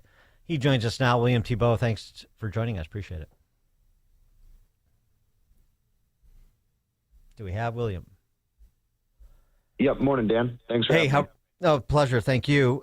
So what's your read, against the backdrop of the Khamenei funeral and all the saber rattling emanating from Tehran, and then these missile strikes yesterday again in the Strait? What's your read on the state of play? It's not necessarily a surprise that there's this, disruptive nature to the 60-day MOU period. I think the Khamenei funeral is a time where you're going to see tension, right? It's this emotional flashpoint for Iran. And it's also a time when U.S. and Iranian negotiators are not in contact. So it's not necessarily a surprise. It's not a surprise throughout this entire period that there are going to be disruptions to the framework. But I do think you kind of have to trust the general momentum of the U.S.-Iran war and what longer-term peace could look like. A big difference from before 2026 is that the United States has a credible military threat, a military deterrent on the table that Iran well knows that we are able to use. Think whatever you want about the war, that is a reality. That means President Trump isn't just spouting rhetoric. He's able to put a coin on the table with diplomacy and peace on one hand, but military action that is ready to go on the other side of the coin. And that's real, and that's something most American presidents haven't operated with. The Iranians also over the weekend trolling Gulf states like the Saudis, scolding the Turks for their neutrality during the war. The Iranians definitely feeling their oats right now. No? For sure. Yeah. And I do think, though, this is another kind of unique dynamic to this phase of the war with Iran, during the Trump administration, is that the Gulf states are much more participatory, obviously in the war on the giving and receiving end, but also in negotiations. Vice President Vance himself noted that it was a big difference from the Obama era JCPOA negotiations. JCPOA was very much a Europe-centric deal with European verification, European stakeholders to somehow get Iran to comply. And this time around, we're using the GCC, our allies like UAE and Saudi Arabia, and then countries that some would say are closer to Iran, like Qatar, to bring Iran to the negotiating table, but then also bring Iran into the fold of, adult rules for regional and global cooperation. So I think Iran is positioning, and like you said, they're trolling. But there's a deeper meaning underneath here that these countries are a much bigger part of the discussions in 2026 than they were in 2014 and 2015, and that's a good thing. I mean, I take your point that there's a desire for a closer relationship with countries like Qatar as a hedge against the Iranians. But, there's an ally of convenience, and then there's a relationship that gets too close to one's detriment. I mean, to our detriment. That's the one I'm concerned about. And the Qataris and the Pakistanis being mediators, some business relationships with the Qataris that are questionable. They're taking the new Air Force One from them. I mean, FDD, Foundation for Defense of Democracy, had this wonderful report a couple weeks ago about all the Qatari money flowing into various American institutions and whether that is a pause or should be a pause for concern. So, there's close for a very specific purpose or for, like regional stability. And then there's getting a little too chummy with somebody that will stick it in your back as soon as you turn as needed. And I wonder if we're getting too close to the benefit of the Iranians with some of these Gulf state actors that like to play both sides against the middle. I hear your concern, Dan. I think it's reasonable, especially when you think about the amount of money that Qatar's thrown into America. What I'll say, though, is that, I think that we would have already seen some of this bear out. The Air Force One gift was delivered well in advance of Operation Epic Fury, which, Qatar, if I think the most kind of extreme kind of concerns around this relationship are true, they would have done anything to stop. But, we were willing to do, President Trump was willing to do what he saw to be in the best interest of America, to, punch Iran in the face and severely degrade their military capability starting on February 28th. And I think the world, especially the Middle East, is a complicated place, and we're not always going to have partnerships and alliances with countries who are, 100% aligned with American values and our interests. But to what extent can we stitch together a coalition to, move forward, move past what has been 3 decades of kind of chaos and war in the Middle East, so we can focus on implementing the national security strategy, defending our homeland, dominance in the Western Hemisphere to the north and the south, and then countering China and the Pacific, which I think are much more proximate and much more existential threats than what the United States faces in the Middle East. We can keep Qatar at arm's length, I think, acknowledge the underlying ways in which they're trying to influence the United States, but see that there are going to be ways that our relationship with them is good and ways that we won't be able to trust them. And it's worth being clear-eyed about, instead of, again, to contrast it with, I think, the establishment neoliberal ideology, to instead of trying to have this faith-like approach to foreign policy that is divorced from U.S. interests. That's, I think, the chance we have to, embrace something different with the Trump administration. I agree. I mean, it's a balancing act. There's no question. I just make sure everybody's clear-eyed about who we're dealing with. We don't get too chummy and make missteps with people. Well, I mean, they're Islamic theocrats, most of them. So, we're not starting from the same premises, which is sort of a key point. And look, Abraham Accords, for example, that's like great asymmetric approach to the Middle East and trying to generate more stability in the region. I agree. But then there's things like the prospect of selling F-35s to the Turks that I think now we're getting too chummy. Am I wrong? Yeah, that's a complicated one. I mean, obviously, Israel does not want us to sell F-35s to the Turks. I will say, though, that Turkey is a NATO ally, and I don't say that as kind of some fealty to our NATO alliances. But I think we have to understand that if NATO is going to succeed, if we're going to be able to have relationships in the Middle East and Europe that kind of underlie the stability of the Western order that the United States bankrolls, then I think some of these kinds of weapons deals might be necessary. We have very significant assets, military assets in Turkey, in Incirlik Air Base, with very, very legitimate capabilities, being one of them. And I think, we have to understand that if we're going to sell Turkey F-35s, there has to be some real concessions from them when it comes to the source of stability that they can be to the north in the Middle East, how they can be a check on migration from the Middle East into Europe. And then, of course, them cooperating with Israel, finding a new path forward. There's already saber rattling between Turkey and Israel. I think it would be a disaster for those two countries to go to war together. We'd obviously be in a really tough position there. Yeah. And there's no easy answer. I don't think it's as easy as say, we must not sell Turkey F-35s because they are integrated into the Middle East and our European security relationships, and they're a legitimate, perhaps the most prominent regional power in the Middle East. So there's value in getting them on our side, but to your point, Dan, we have to make sure that they would be on our side and that they would behave in accordance with America's interests.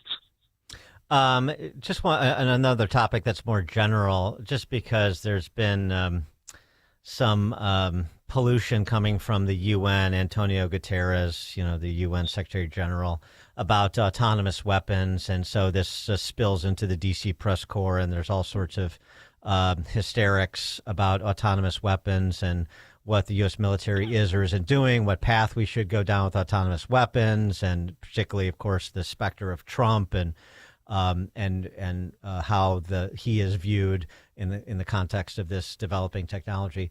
But as you write about recently, and as most people pay attention know, I mean, we've had autonomous weapons capacity for some time. This is not new, and we're not behind the times. There are legitimate questions about deployment and tactical use, but I just wanted to give you sort of the opportunity as the expert here to provide some context to where things actually are in terms of the functional use of autonomous weapon systems and what the conversations are like when it comes to the ethical use of said weapon systems. Yeah, I appreciate the question, Dan, and the opportunity. My thesis up front with kind of some of this consternation from bodies like the UN is that it's just meant to kind of throw sand in the gears of responsible but aggressive technology development from the United States. There's so much consternation dedicated to, visions of how the United States uses autonomous weapons on the battlefield. And what I write about for the American Mind recently is to say that the framework for the use of such weapons already exists. The United States does not act the same in war, based on if we are, in a contested, declared battlefield versus operating in a city where populations between combatants and non-combatants are mixed. And we adjust. I say we because I used to be in the Army, but, the Army adjusts the rules of engagement appropriately so that the United States can still win on the battlefield, but then protect innocent life and ensure minimal damage to civilian infrastructure. Those same categories can still apply to autonomous weapons. To speak to the technology, we're not quite at the level of tech advancement where autonomous drone swarms move through the battlefield uncontested. There's still probably 12 to 18 months of iteration and development that needs to take place before that's really possible. But it's coming, and it's going to be here soon.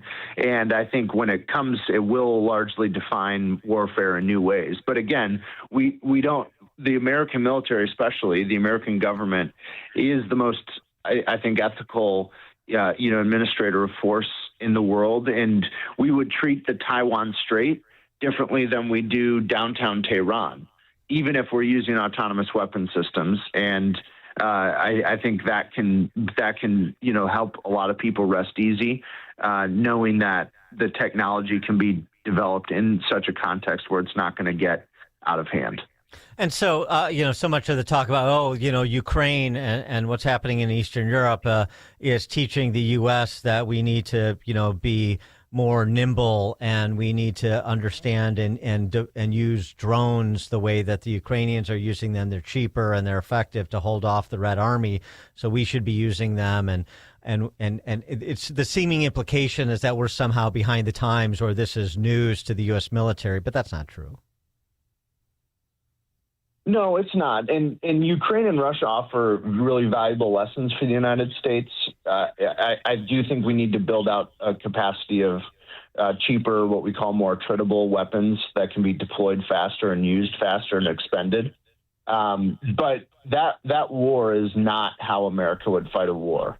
It's a stale slaughterhouse, candidly.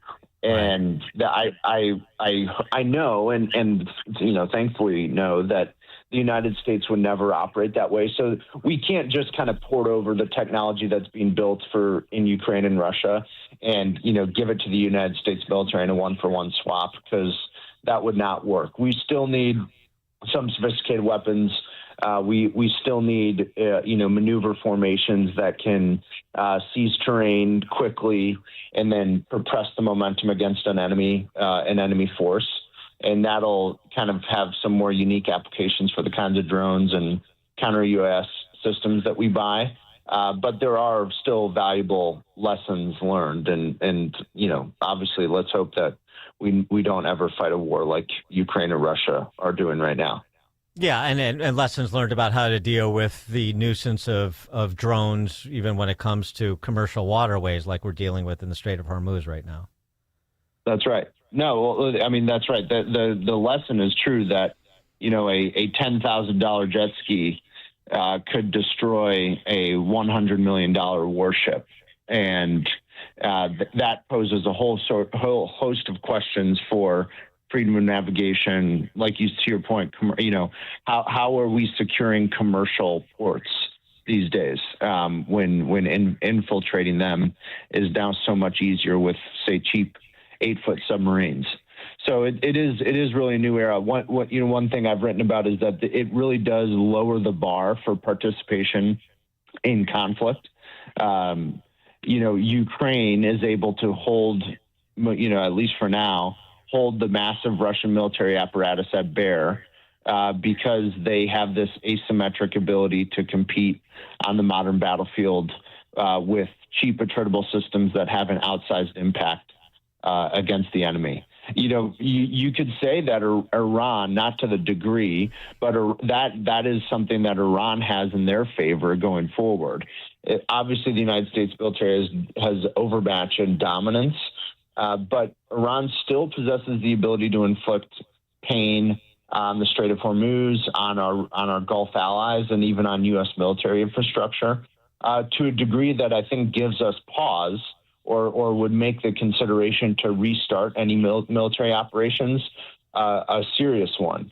And this, again, I think is a new phase of war. What if in the 21st century war is not as effective of a means of political outcomes as it was in the 20th century? Not that it was a simple, easy path of the 20th century, of course. But the point is I think more smaller state actors, even non-state actors, will be able to let's say participate in the battlefield of modern warfare, and that I think poses a bunch of interesting questions for foreign policy going forward. William Thibault is a veteran of the Army's 75th Ranger Regiment. He's currently the director of the American Military Project at the Claremont Institute. William Thibault, thanks for joining us. Appreciate it. Dan, thank you. Take care. Take care. And he joined us on the alphawealthgroup.com answer line. Hear about the big stories of the day, then talk about them right here on Chicago's Morning Answer on AM 560. The Answer. Chicagoland certified financial planning professional Tim Stearns discusses taxes in retirement. Most people are paying more in taxes and keeping less of their money to live and do what they enjoy. That's why we've put out the retirement tax bill calculator online. You can see with your own eyes just how much you might be overpaying. It's a valuable tool, $500 value, but we made it free for you to view and run your own numbers at MVPCFP.com. That's MVPCFP.com. To run your retirement tax bill calculator, go to MVPCFP.com. Investment advisory services offered through Cornerstone Securities, LLC. Welcome to another edition of Tuesdays with Tim. My friend Tim Stearns, a certified financial planner with TJ Stearns Financial Planning in Arlington Heights. Tim, how are you? Welcome back. Doing well. Thanks for having me. So, Tim, let's check in on how you've been helping clients achieve financial security and peace of mind. Perhaps you have a story or two, a success story or two, an example of how you've helped clients recently. I remember I had a neighbor who, believe it or not, was a longtime listener to your show. And he had come up to me in the yard and said he wanted to stop and smell the roses and kind of get out of his job. He was done taking the train downtown to Chicago every day and basically working 60 hours a week for a company that didn't really care about him or his family. So we started running numbers, and lo and behold, he was able to retire 5 years earlier. He's now 12 years retired. He's a grandpa. He's loving life. he too needed a protect and grow blueprint, and he had to make sure he wasn't leaving anything to chance for their future. Thank you, Tim. If you're in your 50s or 60s, I want you to speak with my friend Tim Stearns, TJ Stearns Financial Planning. Tim will help you structure and optimize your savings to prepare for 20 to 30 years of enjoyable retirement. Call Tim today to schedule your free consultation and get your free Protect and Grow blueprint. Call 1-800-640-2256. Again, that number, 800-640-2256. Tell him I sent you when you call Tim at 800-640-2256. AM 560, The Answer.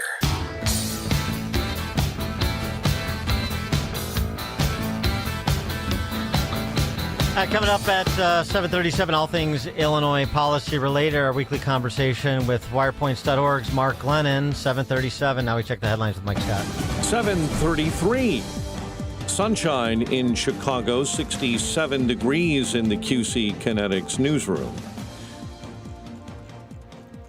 3 are wounded in a shooting on Chicago's west side. Police say 2 men and a woman were arguing with another person last night in the 3900 block of West Division when the other person fired multiple shots. 3 victims were sent to the hospital with non-life-threatening injuries.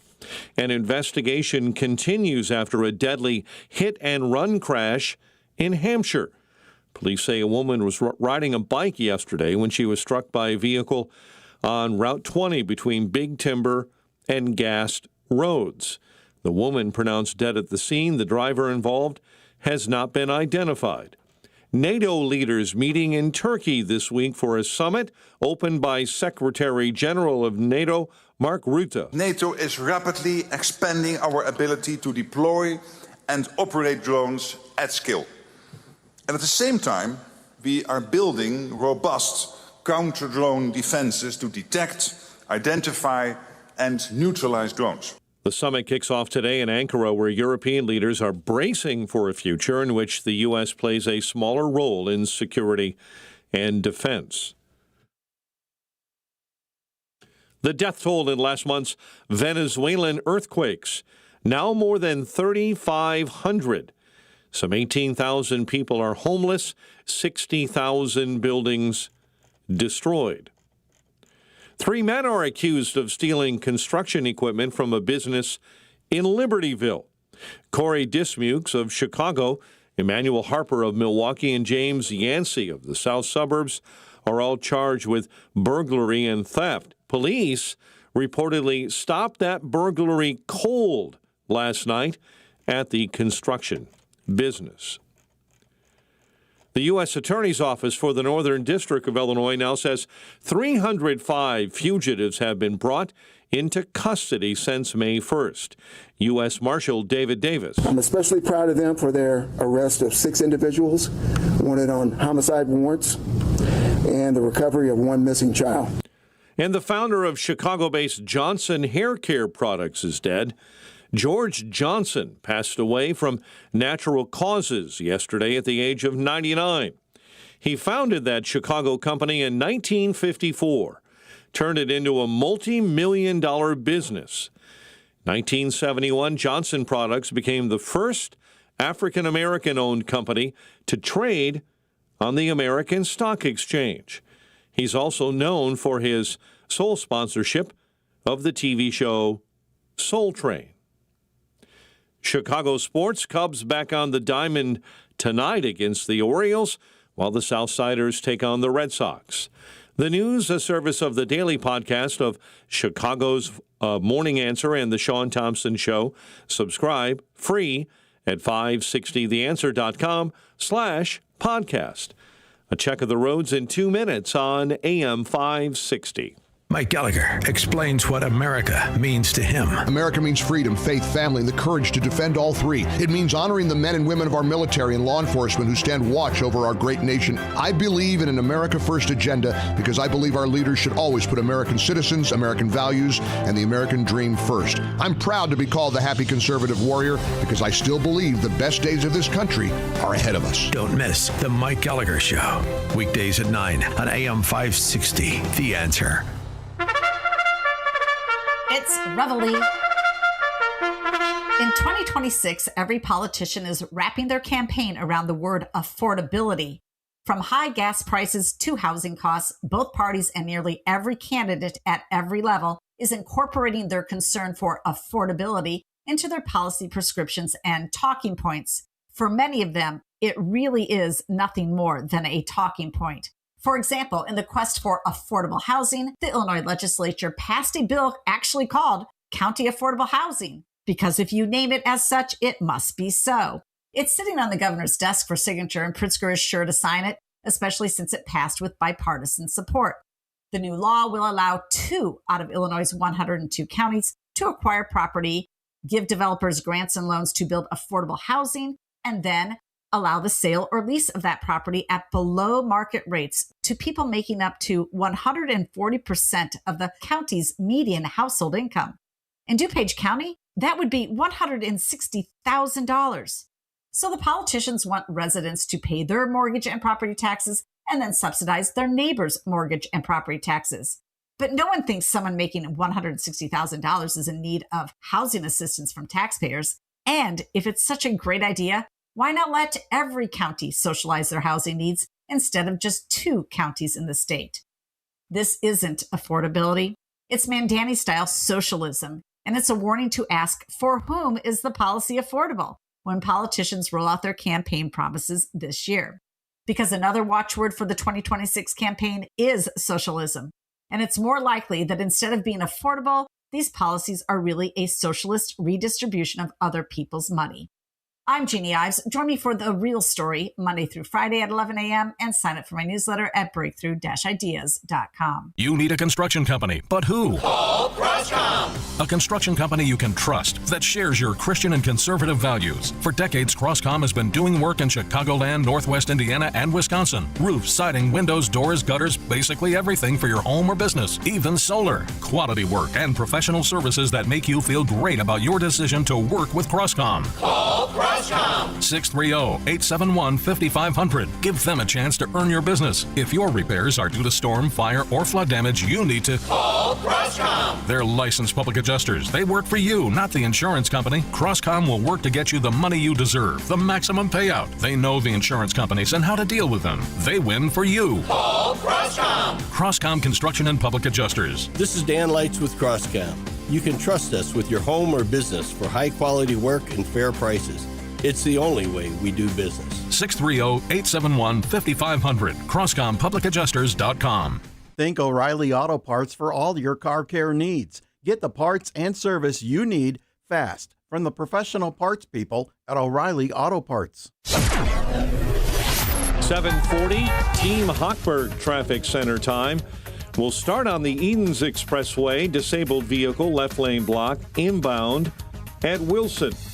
Stop and go traffic on the Ike inbound through the avenues, 25th all the way to Damon this morning. Accident right shoulder, Lakeshore Drive, northbound after 47th. That's an overturned vehicle on the right-hand shoulder. Still police activity. Left lane blocked on 8094 after a much earlier accident.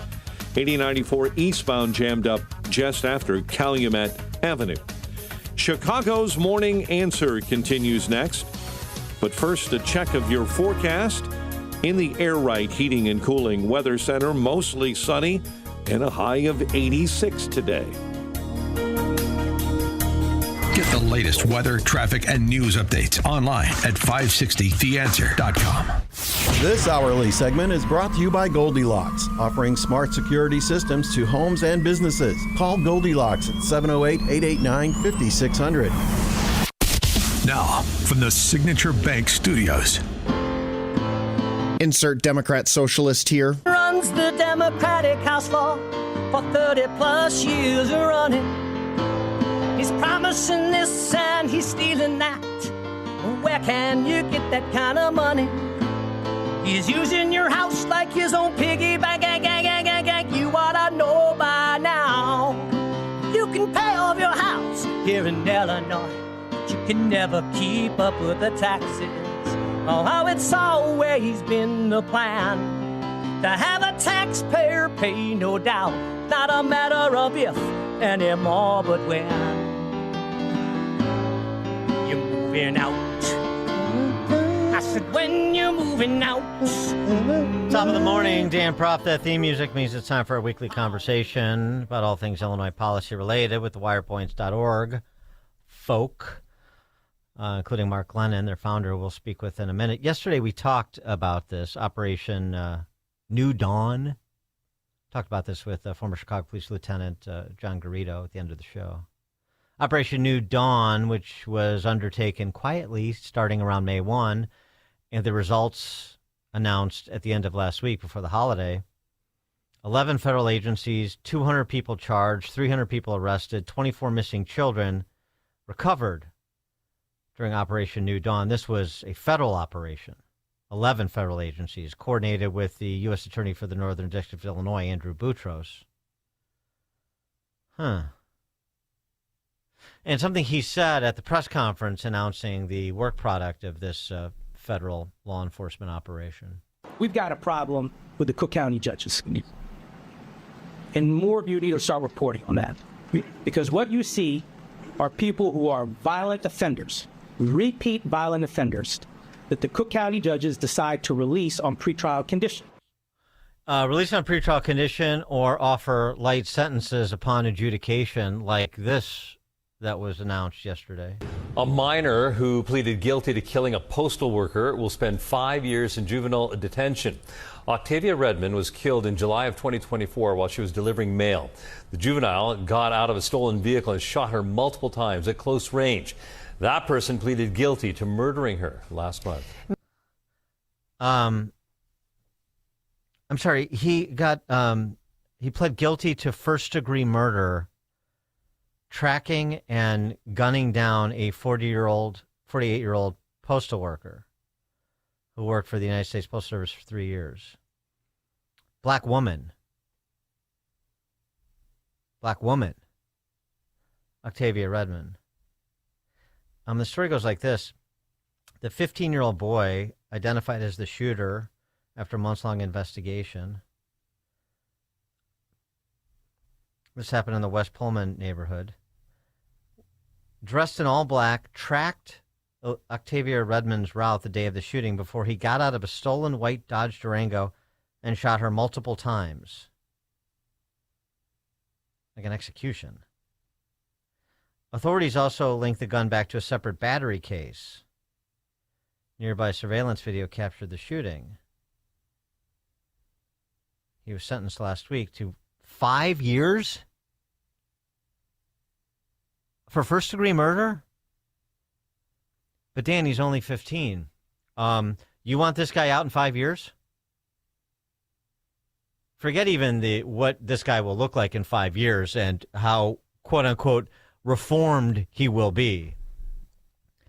The punishment for apparently stealing a car and being involved in some form or fashion with a battery involving a firearm at 15 years old, and then tracking and executing a postal worker for no apparent reason, at least not one that's been reported.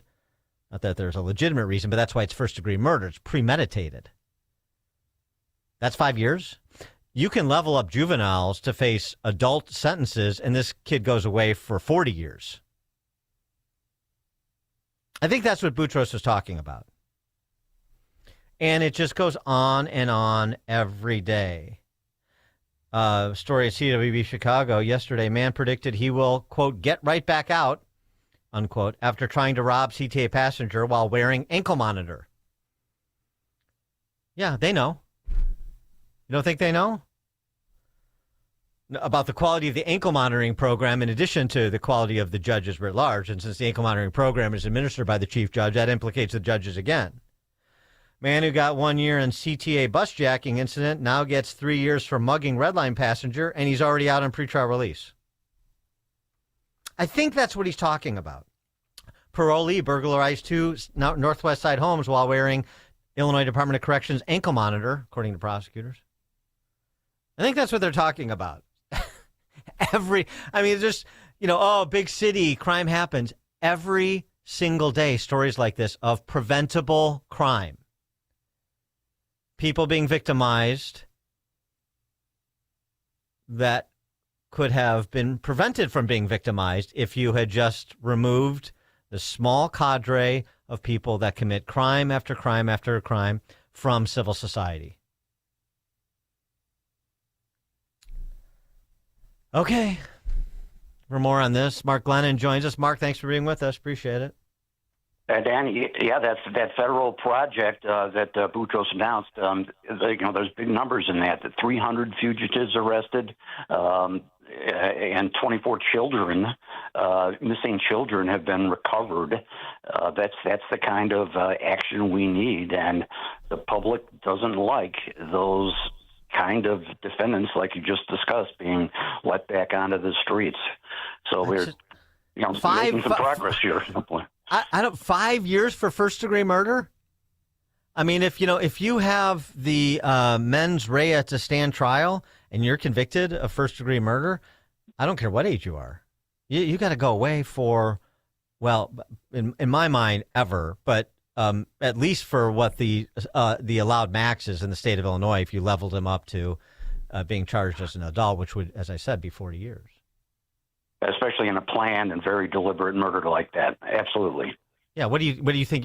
I mean, do you not recognize you're dealing with a sociopath? I mean, I'm not a clinician, but I'm just based on behavior. You call it what you want. So while that's happening with some of our young people, here's what else is happening with some of our other young people, the ones that are looking to lead productive lives. They're leaving Illinois. So we talk about businesses and this and that. One of the things that's happening, it's not fully metastasized yet, but, Chicago, as you know, Mark, the number one city for Big Ten grads, well, that designation is slipping away, particularly as more Midwesterners are not going to Big Ten schools. From 2020 to 2025, also, the under 20 population in Illinois fell by almost 7%. That rate is 3 times faster than the national average decline of 2%. And the growth gap extends to every young professional demographic. 20-somethings grew by 4.3% nationally, but only 1% in Illinois. Population of 30-somethings grew by 4.7% nationally, but 0.5% in Illinois. They're leaving. That's not good. It's terrible. The young people like that just add so much vibrance to a city and produce so much future value to it. I was living in Austin, Texas in the 1980s when it first surged, and it was just full of young people, young, smart people. That's the key to a city's future. It's very troubling, those new numbers that came out on that. The departure of young people is poison. This is a situation of just managed decline. I mean, Pritzker brags about the progress we're making in different ways. There's no progress in there in the totality of the numbers. It's a decline of the state that we see day after day. If you look at all factors, especially in Chicago, and in Chicago it's unmanaged actually, but that's all we're getting is managed decline being passed off as progress. And duly elected representatives, since we just celebrated America 250, get a sense of who what's left is choosing to represent them, and by extension, the state. Congresswoman Delia Ramirez, she's a DSA, she's a Democrat socialist, she's a neo-Bolshevik, really, better description. This is who she wanted to make sure we remembered on 7/4/250. The Chicago Young Lords, which, by the way, started as a street gang before they became Puerto Rican nationalists. And Mr. Speaker, I rise today to recognize and honor the Chicago Young Lords and their protests of 1969, the first marches for Puerto Rican self-determination in Chicago's history. It is fitting that I honor a revolutionary organization fighting for Puerto Rican liberation and the rights of all oppressed people on the eve of our 250th anniversary of the United States of America. Yeah, you don't need to hear the rest of it. You get the jive. So the Chicago Young Lords, a street gang, just like our founders. Mark. Good grief! Yeah, she is a piece of work, and she puts the spotlight really on this schism, as it's being called, within the Democratic Party, of who's going to embrace socialist or outright communist, and this is an American-hating person. She is, and many of the others are. And Pritzker, recently this didn't get the attention it should have, but Pritzker recently welcomed him into the party. He made comments on CNN that said that they're part of the formula for winning. They get the votes. Many other Democrats are saying that that's part of their big tent, as they've called it, and that's extraordinarily dangerous. These are just outright America haters. They don't hide it one bit, and that's growing. It's just absolutely astonishing, and that's going to be the topic I think to watch. Is this how other Democrats respond to this growing influence of those people. There's a new caucus formed actually within the Democratic Party in Congress, not very large yet. I think it's 10 Democratic congressmen who object to it, but hopefully those numbers are going to grow. Yeah, I doubt it. I thought Delia Ramirez actually was quite restrained. She did not give a shout out to the Puerto Rican nationalists who opened fire in the Capitol in 1954 and were later had their sentences commuted by Jimmy Carter. But those terrorists, she stopped short of the formal Puerto Rican national terrorists, and she just wanted to honor the Chicago Young Lords, street gang turned political revolutionaries. These are people, the other portion of it is, which is why I referenced that, is I can't say it enough, they believe that violence is the legitimate means to political ends, and she is one of them. And you can couch it all you want, you can deny it all you want. When you're extolling the virtues of individuals like this and their course of conduct, then that's what you're endorsing. And Pritzker, so I'm glad you brought him up. I mean, Pritzker is one of these, and so many of these effete lakefront leftists and the Mercedes Marxists on the North Shore and in places like Hinsdale. You understand? They don't understand, but I'm telling you. He is, there's not really a perfect Russian analog, but there's a good French Revolution analog. He is like Louis Philippe II. He's one of the Louis Philippe IIs, the Duke of Orleans, who financed the revolution only to wind up on the wrong side of the guillotine. They will come for Pritzker because they know he is a phony. He is just pantomiming for his own short-term political interests of running for presidency, so he can't offend the DSA because that's where all the energy is in that party. But they will use him, abuse him, and discard him in one form or the other. And frankly, I can't wait to see it happen because it's what he and people like him so richly deserve. Yeah, I'd like to see him reconcile his, once upon a time, he said he was a capitalist. Reconcile that with bringing these crazies into the Democratic Party. You're not really a capitalist, believe in free markets if you're doing that. And one of the things that really should be emphasized that drives me crazy is when you look at these national polls on this growing influence of the Democratic Party, one of the demographics that's not in favor of it is Hispanics, at least nationally. I don't get how people like Ramirez and these other DSA people in the Chicago City Council are getting elected really without being challenged, fiercely within the Hispanic community. Somebody needs to stand up there and say, hey, this is not what you believe in. You got to pay attention to what this is. You came here to America to escape these kinds of people. Stop electing them. And we really haven't heard anybody communicate that message soundly in Chicago especially. That's got to happen. Mark Lennon is the founder of WirePoints, wirepoints.org, all things Illinois policy related. Thanks as always, Mark. Thank you, Dan. And Mark joins us on the alphawealthgroup.com answer line. It's news, opinion, insight. This is Chicago's Morning Answer on AM 560. The Answer. Don't miss In Grace with Pastor Jim Scudder Jr. Now heard on Sunday mornings at 7:30. Tune in and find hope as Jim Scudder explores God's Word and His world each Sunday morning right here on AM 560. The Answer. Oh, If you're over 65 and struggling with knee pain, Joint Relief Institute offers a guaranteed way to treat it. It's non-surgical and often covered by Medicare and private insurance. It's JRI's Joint Arthritis Treatment, knee lubrication placement that's so accurate it's 100% guaranteed and can relieve your knee and shoulder pain in 10 minutes or less. Book your risk-free consultation today and get back to walking, golfing, pickleball to cycling without pain or medication. Call 708-315-6800. Meet the provider, get an x-ray and joint consultation. Why wait? JRI has treated over 30,000 Chicagoans and performed over 400,000 procedures. You could be next. Over 5,000 five-star Google reviews can't be wrong. Stop living in pain. Call the Joint Relief Institute today, 708-315-6800, or visit jointreliefinstitute.com. Locations in Glenview, Oak Brook, and Orland Park. That's 708-315-6800 for the Joint Relief Institute. Medicare and most private insurance plans accepted. Foundations of Freedom, a look at America's founding principles and the leaders who shaped our nation. When Abraham Lincoln was elected president in 1860, America stood on the edge of collapse.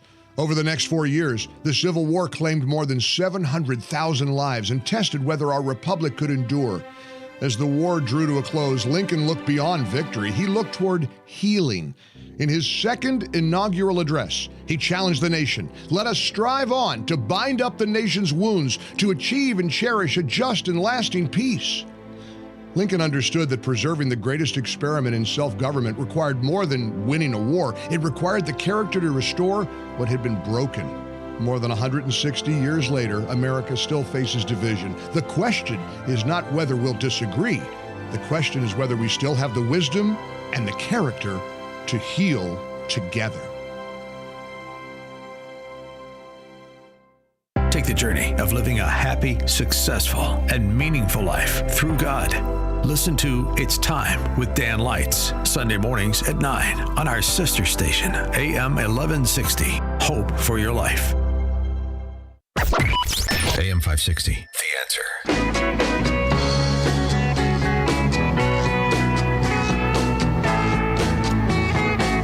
Coming up at 8:08, we'll talk to Megan McArdle, Washington Post columnist, about why the trans sports campaign was doomed. And we'll include in our conversation a really interesting exchange on GB News between one of their commentators and the British Health Secretary, who has changed his view on whether or not trans women are the same as biological women. Fascinating. That's all coming up at 8:08. It's now 8 o'clock on AM 560 WIND Chicago. Talk in Turkey. I'm Chris Foster, Fox News. President Trump is in Ankara for a two-day NATO summit. The alliance announces billions of dollars in multinational arms deals as the president keeps up the pressure for Europe to spend more on its own defense. And he's met with Turkey's President Erdogan today. Right from the beginning, good chemistry. We've had a very special relationship. Turkey has become, under the president, a very powerful country militarily. There's some downtime next and a social dinner with the other world leaders. A hearing resumes in 2 hours in Utah about whether there's enough evidence to try Tyler Robinson for the conservative activist Charlie Kirk's murder. Former State Bureau of Investigations agent David Hull testified that as they looked into the murder of Charlie Kirk last September, they were reviewing footage of what they believed to be the suspect's vehicle when they found out someone was turning themselves in. Yeah, did you, at that point in time, did you receive a name from Washington County? Yes, we did. And what was that name? Tyler Robinson. Earlier in the day, Officer Chris Bagley testified he suspected the shooting came from the top of a building on the Utah Valley University campus, and dispatch confirmed someone had been seen on the roof. The individual stood up after the shooting and ran northeast on the top of the Losey building. Kirk's widow Erica and his parents are attending the hearing this week. Jessica Rosenthal, Fox News. Team USA's World Cup dreams are dashed with a 4-1 loss to Belgium in their round of 16 match in Seattle. Fox Sports commentator Tyler Terrence. Every single player showed up and had their worst game of the tournament individually, and it looked like that collectively, and it was such a gut punch for what otherwise was a perfect tournament for the U.S. 2002 men's team was the last to make it this far before losing in the quarterfinals. Maine Senate candidate Graham Plattner was told to withdraw from the race by Senate leaders in the state's Democratic Party. He's accused of rape by a woman he was dating off and on 5 years ago. He denies it and says he'll take time off from the campaign for now. America's listening to Fox News. 69 degrees at 8:02. I'm Mike Scott in the QC Kinetics newsroom. Chicago area residents have been identified as some of the 10 on board a boat that capsized in a storm in Geneva Lake in Wisconsin last week, killing 3 children. 3 children ages 10, 7, and 6 died, drowning with the boat after it swamped during the storm. The occupants residents of Batavia, Wheaton, and Fontana, Wisconsin. Nearly 1/3 of Illinois counties have voted to potentially explore creating a new state separate from Cook County. The latest, Henderson County in western Illinois, joined the list after its county board approved a measure to appear on the November ballot. Coles County's board has also approved a measure, while Macoupin County has approved a measure as well. Even if the group were to get state approval, the move would still have to receive the blessing of Congress. 2 suburban reservoirs are nearly full after 4 rounds of strong to severe thunderstorms drop heavy rain over the 4th of July weekend. The Metropolitan Water Reclamation District, as of 9 a.m. Monday, says the South Suburban Tunnel and Reservoir Plan was 94% full, and the McCook Reservoir was nearly 98% full. Chicago sports. Cubs back on the diamond tonight against the Orioles. Southsiders square off against the Red Sox. The news, the service of the AM 560 Advantage. Join today at 560theanswer.com/join. Time now for the AM 560 Business Beat, a service of Signature Bank. I'm Charles Payne, and this is the Fox Business Report. Crude oil prices have moved modestly higher after Iran's Revolutionary Guard fired at 2 commercial ships near the Strait of Hormuz. Chip stocks are skidding. Samsung is expecting a dramatic jump in its profit. However, Wall Street was anticipating an even stronger forecast. Nestle is changing some of its flavors to counter duller taste buds that can happen when its customers take GLP-1 weight loss drugs. The new flavors could include more spices or more pepper. The Trump administration has been looking into requests from corporations that they be allowed to pull back from reporting earnings every quarter and instead report twice a year. However, Reuters says an investment industry group is urging regulators to keep things as they are. That's your Fox Business Report. I'm Jenny Coselda. Invested in you. Scott Jennings explains what America means to him. I'll tell you what's on my mind. The future of Western civilization, the future of human liberty. That is what is at stake in our world right now. And what does America mean to me right now? The future of that. We're the last best hope of this world, the last best hope of the West. And I think we need to remember that when we cast our votes this November. Don't miss the Scott Jennings Show, weekdays at noon, right before Hugh Hewitt at 2 on AM 560. The Answer. Picture warm Gulf breezes, turquoise waters, white sand beaches. Now, add evenings of conversation with Salem Media's Mike Gallagher, Scott Jennings, Larry O'Connor, and Jennifer Horn. This November, sail from Fort Lauderdale to the Bahamas, Jamaica, the Cayman Islands, and Mexico on a 7-day journey built for those who love this country. Book your cabin today when you text the word cruise to 94878. Celebrate America's 250th anniversary the right way on the Gulf of America Cruise. Book your cabin now. Text the word cruise to 94878. You need a construction company, but who? Call Crosscom. A construction company you can trust that shares your Christian and conservative values. For decades, Crosscom has been doing work in Chicagoland, Northwest Indiana, and Wisconsin. Roofs, siding, windows, doors, gutters, basically everything for your home or business, even solar. Quality work and professional services that make you feel great about your decision to work with Crosscom. Call Crosscom. 630-871-5500. Give them a chance to earn your business. If your repairs are due to storm, fire, or flood damage, you need to call Crosscom. They're licensed public adjusters. They work for you, not the insurance company. Crosscom will work to get you the money you deserve, the maximum payout. They know the insurance companies and how to deal with them. They win for you. Call Crosscom. Crosscom Construction and Public Adjusters. This is Dan Lights with Crosscom. You can trust us with your home or business for high quality work and fair prices. It's the only way we do business. 630-871-5500. CrosscomPublicAdjusters.com. Are you 65 or older and dealing with chronic knee or shoulder pain? You're not alone. At the Joint Relief Institute, we've helped thousands find real relief without surgery. Our non-surgical, FDA-approved treatment uses hyaluronic gel that acts like a cushion between the bones in your knee. As we age, the cushion naturally wears down, causing painful grinding and popping. But our gel restores that cushion, allowing your knee to move smoothly again. Ready to stop the pain and get back to doing what you love? Call the Joint Relief Institute at 708-315-6800. Again, that's 708-315-6800. Move better, live better with JRI.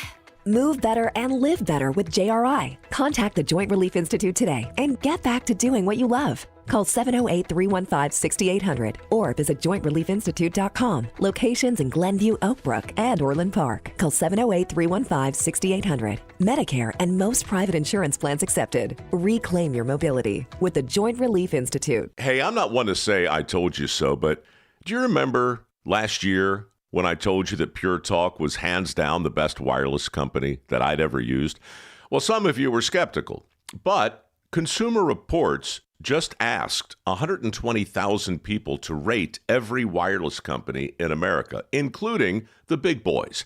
Well, guess which company was the only company to get 5 stars in every category? Yeah, Pure Talk. Coverage, support, value, data. 5 stars across the board. No service contracts, no cancellation fees, just great U.S. customer service on a crazy fast 5G network for a fraction of what you've been paying. I'm not going to say I told you so, but I will encourage you one more time to dial pound 250, say Mike Rowe, and switch to a 5-star American wireless company that won't let you down. Pure Talk. 8:09 Team Hochberg Traffic Center time. A service of Woodland Windows and Doors in Roselle. For over 52 years, Woodland has been transforming living spaces with Marvin Windows, featuring styles ranging from modern to traditional. Visit woodlandwindows.com to get started today. Stop and go traffic on the Ike inbound between 17th and the Circle this morning, and delays on the Stevenson on an exit ramp to the inbound Dan Ryan. Dan Ryan itself inbound jammed up Garfield through 18th. Accident, right lane blocked. DuSable Lakeshore Drive northbound just after 47. Chicago's Morning Answer continues next. But first, check of your forecast in the Air Right Heating and Cooling Weather Center. Today will be mostly sunny with a high of 85. Tonight, expect clear skies with a low of 66. Tomorrow will also be mostly sunny with a high of 87. Thursday will bring intervals of clouds and sunshine along with a couple of showers and a thunderstorm. It'll be humid with a high of 84. I'm meteorologist Jason Caterina on AM 560, The Answer. Get the latest weather, traffic, and news updates online at 560theanswer.com. Now, from the Signature Bank Studios. This is Chicago's Morning Answer with Dan Proft on AM 560. The Answer.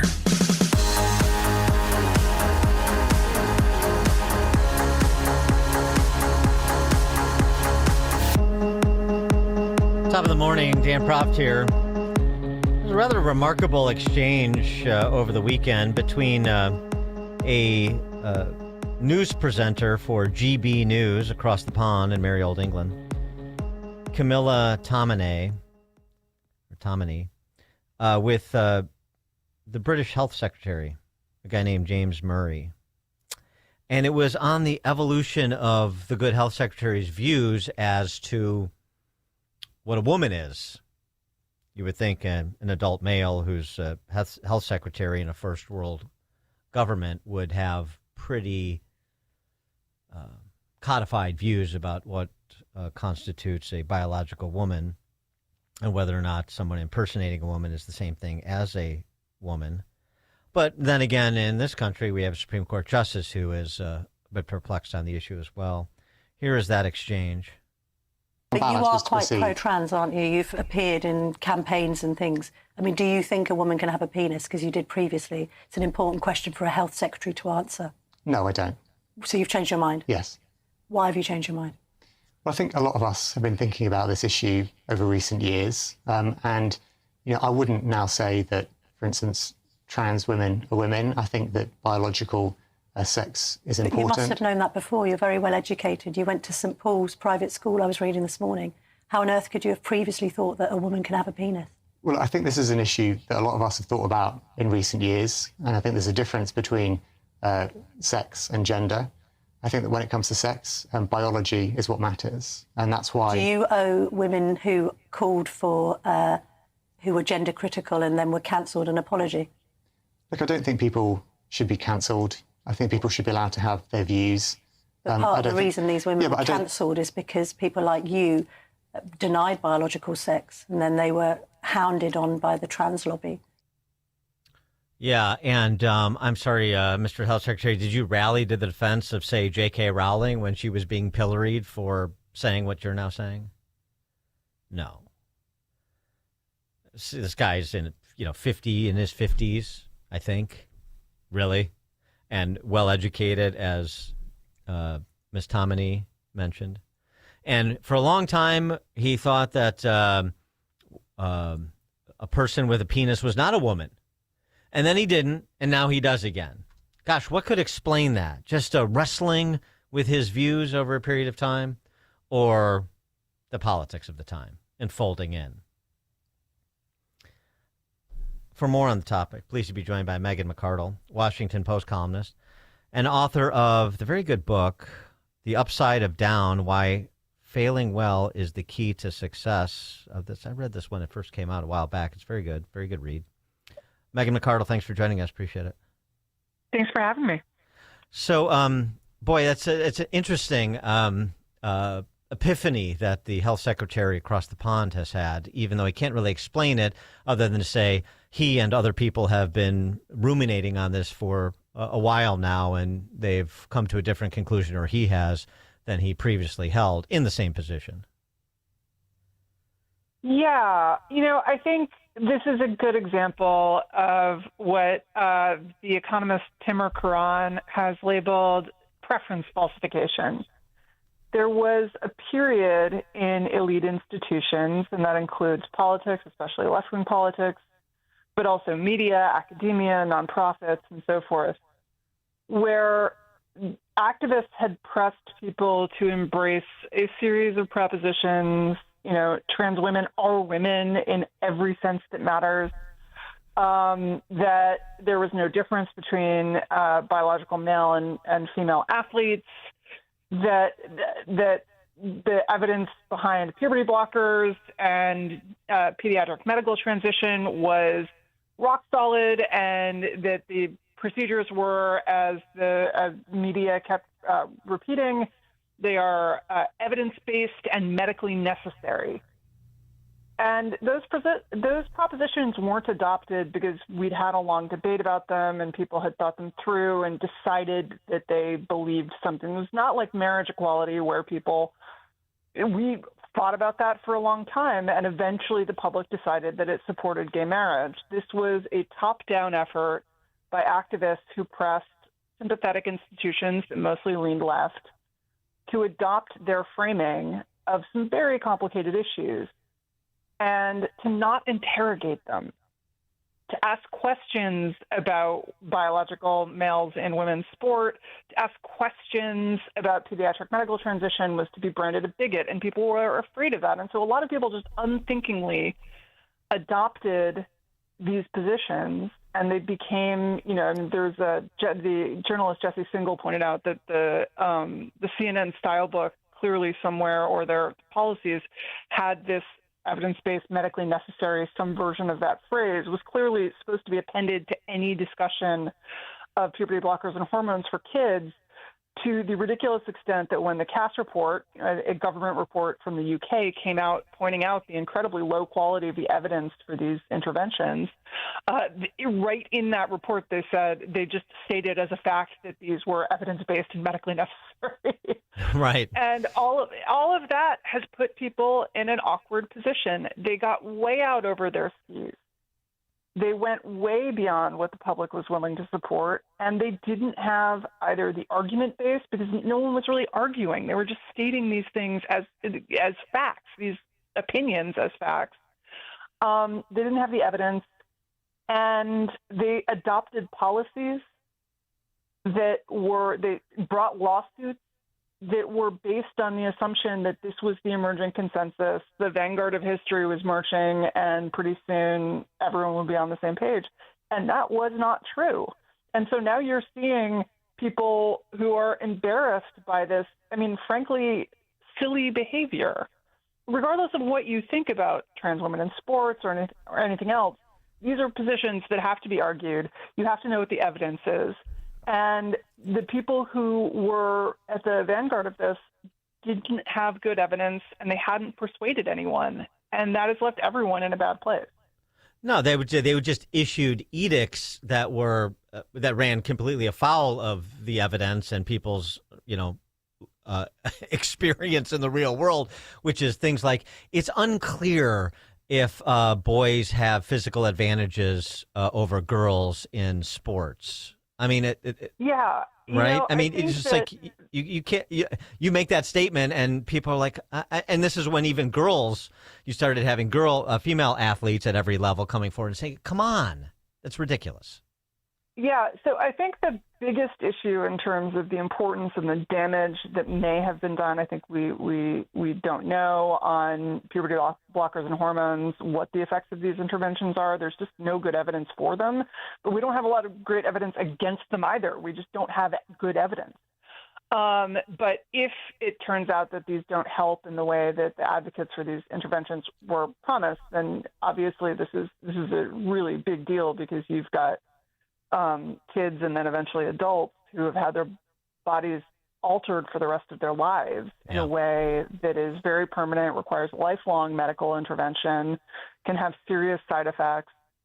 And then I think things like, allowing biological males to self-ID into women's prisons, which has been policy in various places, not just in the United States, but in the world. Those are, to me, the most serious things. But I think that the issue of trans women in sports was the worst mistake, because that was, these other policies relied on this expert, the expert credentials and the deference that we give to people who studied a topic closely. I don't think the experts did their jobs on these things, but people were willing to extend a certain amount of trust because these were scientists and they had papers and data. And then you got to people like Leah Thomas in the trans Penn swimmer who actually transitioned during the pandemic, and so swam for the first 3 years on the men's team, and then swam on the women's team in her last year of college. You had people just saying, like, you don't know that she has any enduring advantage. And you were just telling people, experts say, I hate that phrase because it really it just borrows credibility that's with it rather than earning it. But experts say that this is not a big deal. And you were telling people, like, do you want to believe the experts or do you want to believe your lying eyes? And the assumption was they were going to believe the experts. And that was crazy. Everyone could see that Leah Thomas, her position, she had been a pretty good swimmer on the men's team, but she became the number one swimmer in her event on the women's team in the course of a year. Was she training that hard during the pandemic? And so that was the moment at which people said, wait a minute, if the experts say this, then what, and this is obviously and clearly crazy, then what else are they saying that I shouldn't trust? Right. And the sports thing also, too, as compared to an individual decision that happens within a family and their medical providers, or like you say, in the prison system, that is a very insular cohort. But once you have, A.B. Hernandez in California winning track meets in girls' sports, a guy winning track meets and all sorts of events in women's sports, now you're opening up to, everybody who's got a kid in high school. And so now you're forcing people to have to deal with this in a way that they may have ignored if it stayed on the margins in those cases.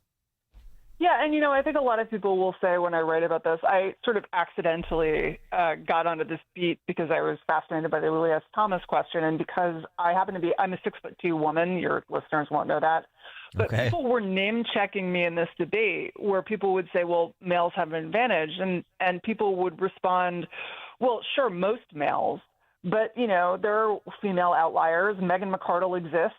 She's 6'2", and I was like, I'm not stronger and more athletic than a man. I don't know, wait.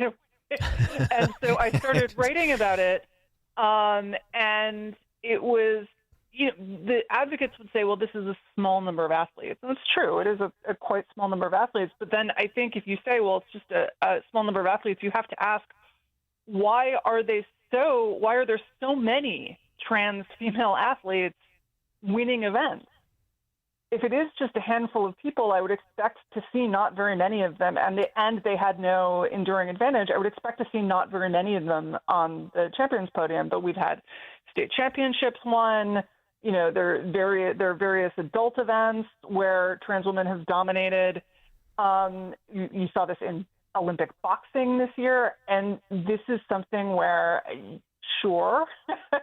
Although with Olympic boxing, it was not trans female athletes. It was people who were born with intersex disorders of sexual development, where their bodies don't fully respond to some androgens, the male hormones, and therefore their external genitalia can look quite female. Well, they still have internal testes that are producing testosterone and giving them that male advantage. But all of those issues, of course, got wrapped up together because this had become such a political hot potato. And if it is true that this is not that many people, then why do we see so many people winning at the elite level? I mean, even Serena Williams in a simpler time said on talk shows, like, if I was on the men's tour, I'd be like 70th. Like, I can't, there's no way I couldn't compete against whatever, a contemporary Andy Roddick on the men's tour or something like on the men's, tennis. She's like, that now she had to sort of silence down because the politics changed. But the reality didn't change. It's just the politics that was happening in those elite circles and elite institutions, including sports and sports media that you were talking about changed. So you couldn't say what was true, which is, another sort of illustration of the madness of crowds, or at least the madness that silences majority opinion when it occurs in elite institutions. Yeah, and to go back to that preference falsification concept that we started with, Tim McGraw wrote a great book on this called Private Truths, Public Lies, and he actually says that one of the problems with doing things this way, with forcing people, because people were really terrified. I was shocked. Even I knew this, right? I knew I was kind of like sticking a key into an electric socket when I decided that I was going to write about Leah Thomas. But I was prepared. I was not prepared for going out. It was like, I'm not an investigative reporter. I don't meet people in alleys and, exchange texts on Signal. I write about economics and science, and academics are usually pretty happy to say, yeah, sure, here's my paper. Happy to talk anytime. But when I was writing about Leah Thomas, people are like meeting me in alleys, well, in darkened corners anyway. They are like keeping very quiet. I asked someone just to explain how swim meets work, right? I did not want them to comment on Leah Thomas. I did not want to, just like, what are the rules of swimming? And this person agreed to talk to me only on deep background. They couldn't have their name or any identifying information, and said to me, like, look, I might be willing to do this, but my wife would kill me, and I have kids in swimming, and I can't risk it, right? This is totally insane, the level of terror people had around this issue. And the problem with enforcing that kind of dogma institutionally is that you're vulnerable to what Quran calls a preference cascade, which is everyone is lying because no one really understands what public opinion is because everyone's afraid to talk. But they still have their private opinions. There's a great couplet from the poet Samuel Butler written in the 17th century. One who complies against his will is of the same opinion still. Mm-hmm. And the minute it starts to become clear that other people have the same concerns you do, you can have like what's a very rapid kind of snowball. A few people speak out, a few other people look at that and they're like, yeah, I agree with them. And then all of a sudden the public apparent consensus shatters. Well, that's like the truth reasserts itself. Yeah, I mean, that's when you have an incident like, Riley Gaines, who became outspoken on this topic, and she gets attacked at a college campus in California because she's going to give a talk on it. That's this kind of stuff where we say, well, reasonable people, even if they don't like Riley Gaines or they're not conservative or whatever, say that is way across the line. Or the treatment of, I mentioned at the outset, J.K. Rowling across the pond, this kind of Harry Potter author who's like this, celebrated because her books are so popular, movies and all that stuff. And she's some sort of monster because she is sticking up for girls playing in girls' sports and stuff. It's like that kind of stuff when you go after figures like that and the way they did it, I think, is off-putting to most people, and it sparks some courageous people to step out. And then, as you say, courage is contagious, just as cowardice. Yeah, and I think that really tells you about the importance of people having that courage, right? J.K. Rowling was uncancelable. There was actually a movement. Her publishers, employees, tried to get them to cancel her books, and they looked at them like, "Are you crazy? You want me to cancel her? No way! You can go look for another job. I am not ending the money train." But the people who have the courage to speak out early on, it can be lonely. It can be dangerous. People, Jesse Singal, that journalist I mentioned, he kind of got forced out of journalism for a while. Ended up with his own newsletter. He's done very well. He has a podcast. I don't want to say that his life was ruined. But it was really damaging for him just to write, just that detransitioners exist, just that there are people who regret it, and we need to do a better job of trying to sort out the kids who would regret it. That was a real career setback for him. And there were a lot of people who early on, spoke up and expressed, and people like Gaines, people like Rowling, and those people, by being there, create the conditions for the truth to reassert itself. Meg McArdle is a Washington Post columnist and author of The Upside of Down, Why Failing Well is the Key to Success. And her recent column is Why the Transgender Sports Campaign Was Doomed, which is what we were just discussing. Megan, thanks so much for joining us. Appreciate it. Thanks for having me. And she joined us on the alphawealthgroup.com on Answer Line. The stories you need to know to start your day. This is Chicago's Morning Answer on AM 560. The Answer. Making the switch to a new communications and IT company may seem like a big ordeal, but if you're not getting the reliable support, consistent internet, and secure solutions your company needs, meet Access One, your local Chicagoland IT experts. Access One has been powering Chicago businesses with secure, reliable IT solutions for over 30 years from our headquarters right here in the West Loop. Whether it's VoIP phones, dedicated internet, managed cybersecurity, cloud backups, or 24/7 support, Access One is here for you. Serving thousands of companies from Naperville to the North Shore, Access One is Chicago-owned and Chicago-run, a trusted IT partner for law firms, clinics, tech startups to manufacturers. We'll make the switch easier than you think. Let's talk. Call 800-804-8333 or visit accessoneinc.com. Rated top 5% in customer satisfaction and a Better Business Bureau A+ rated business. That's accessoneinc.com. Tech made personal locally. Hey Chicagoland, Jeff from Jeff Buys Your House. The military taught me that every mission is different. You assess the situation, listen to your team, then execute a plan built around what's needed. Same with helping families sell their homes. Whether it's an inherited house, a parent needing senior living, or life's just taking you in a new direction, we don't show up with a one-size-fits-all answer. We start by listening. What's your timeline? What are you worried about? What would make this easier? Then we build a solution around your needs. No repairs or cleanout are necessary.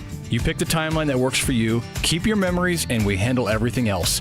Since 2007, our veteran-led team has earned hundreds of 5-star reviews by doing exactly that, listening first, and treating every family with respect. If you're ready for an no-obligation conversation, call us at 630-895-9530. That's 630-895-9530 or jeffbuysyourhouse.com. That's jeffbuysyourhouse.com. I'm attorney Stephen Leahy. If you're a business owner with unfiled tax returns, tax season is not your friend. This is when the IRS turns up the heat. They match 1099s. They review payroll filings. They compare bank deposits. And when returns are missing, they don't send you a warning. They take action. Penalties stack up fast. Liens become public. Bank levies can drain your account. I see it every year.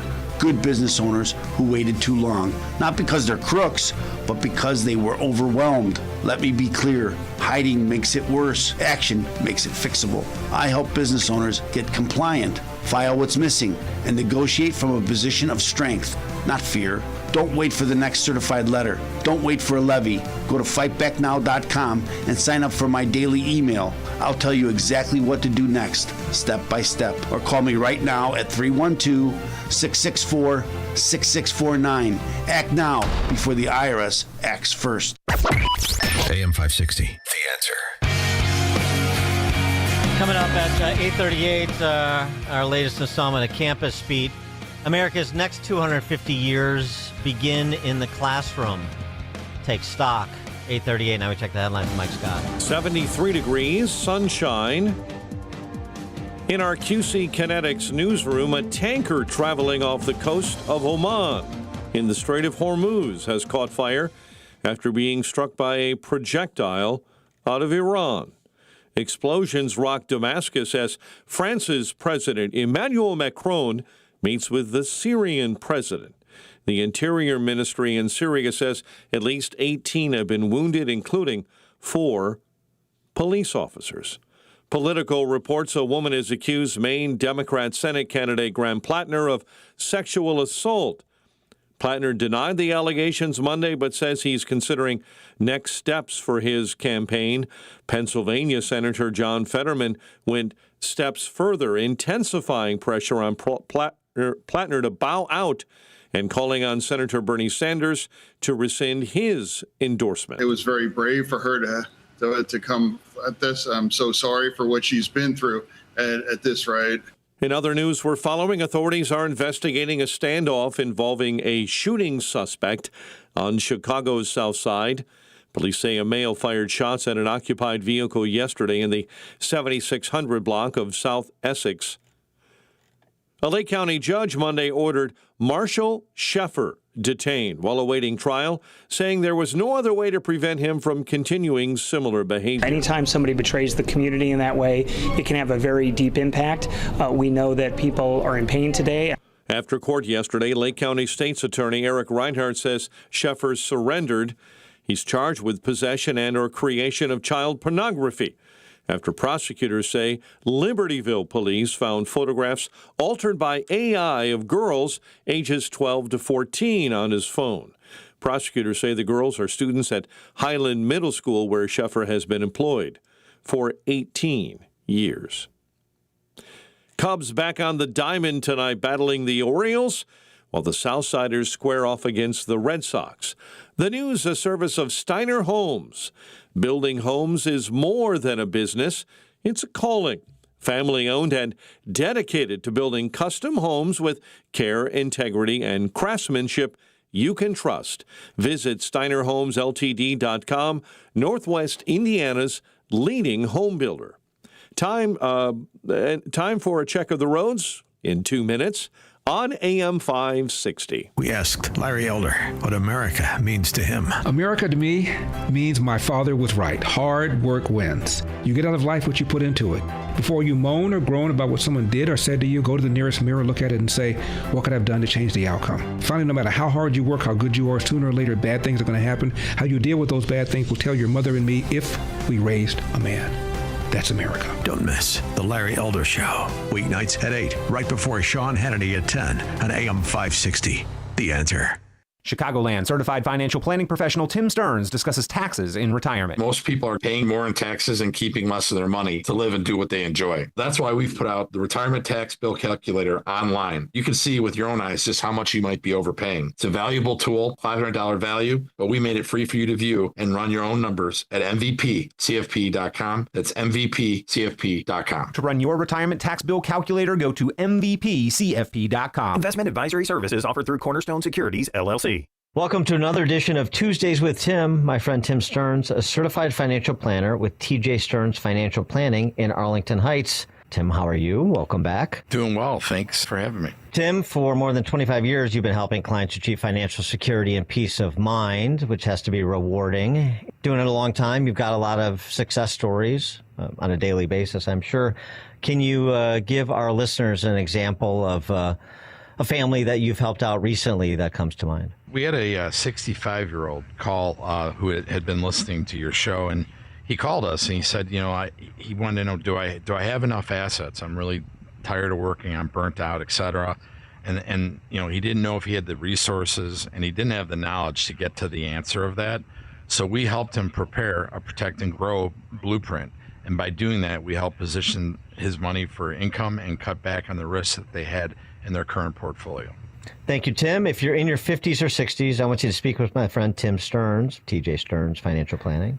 Tim will help you structure and optimize your savings to prepare for 20 to 30 years of enjoyable retirement. Call Tim today to schedule your free consultation and get your free Protect and Grow blueprint. Call 1-800-640-2256. Again, that number, 800-640-2256.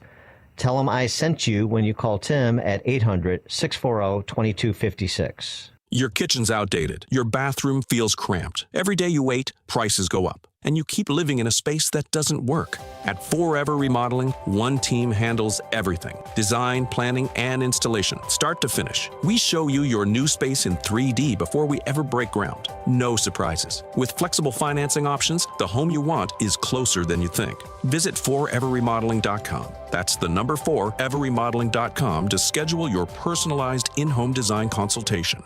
Mike Lindell and the MyPillow employees want to thank you for your great support this past year. They want to make 2026 the best year ever. So to thank you, they are giving you free shipping on your entire order and wholesale pricing. So they are bringing back the mega sale. For example, the classic MyPillows, regularly $49.98, now only $14.98. Turn any mattress into the best mattress ever with the Made in the USA MyPillow My Mattress Topper and save up to $100. Get a set of MyPillow Giza Dream Sheets for as low as $29.98 or the 6-pack towel set for only $34.98. To get the best specials ever, go to MyPillow.com and use promo code LIBERTY or call 800-489-0201 and use promo code LIBERTY. These offers won't last long, so call 800-489-0201 or go to MyPillow.com and use promo code LIBERTY. Order now and your entire order ships absolutely free. You're probably listening to this in your car, so let me ask you, would you drive without insurance? Of course not. So why is your retirement portfolio unprotected? Gold is portfolio insurance. It helps de-risk your savings when markets get unpredictable. Noble Gold Investments has helped thousands of Americans do exactly that with no high-pressure sales and thousands of 5-star reviews. Visit NobleGoldInvestments.com. That's NobleGoldInvestments.com. Past performance may not be indicative of future results. Investing in precious metals involves risk. Consult with your tax or financial professional before making any investment decisions. This hour is brought to you by Retirement Decoded with Scott Tucker and Amy Jacobson. Heard Sunday mornings from 7 to 9 a.m. Learn more at retirementdecoded.com. 8:40, a check of the roads in the Team Hochberg Traffic Center. 8094, still a slow situation eastbound between Calumet and Burr, a much earlier accident. And that police remain on the scene investigating because that also involved a shooting. So we're seeing delays both eastbound and westbound in that situation. 8094, police are wrapping up that investigation that they were conducting, but delays still remain for now.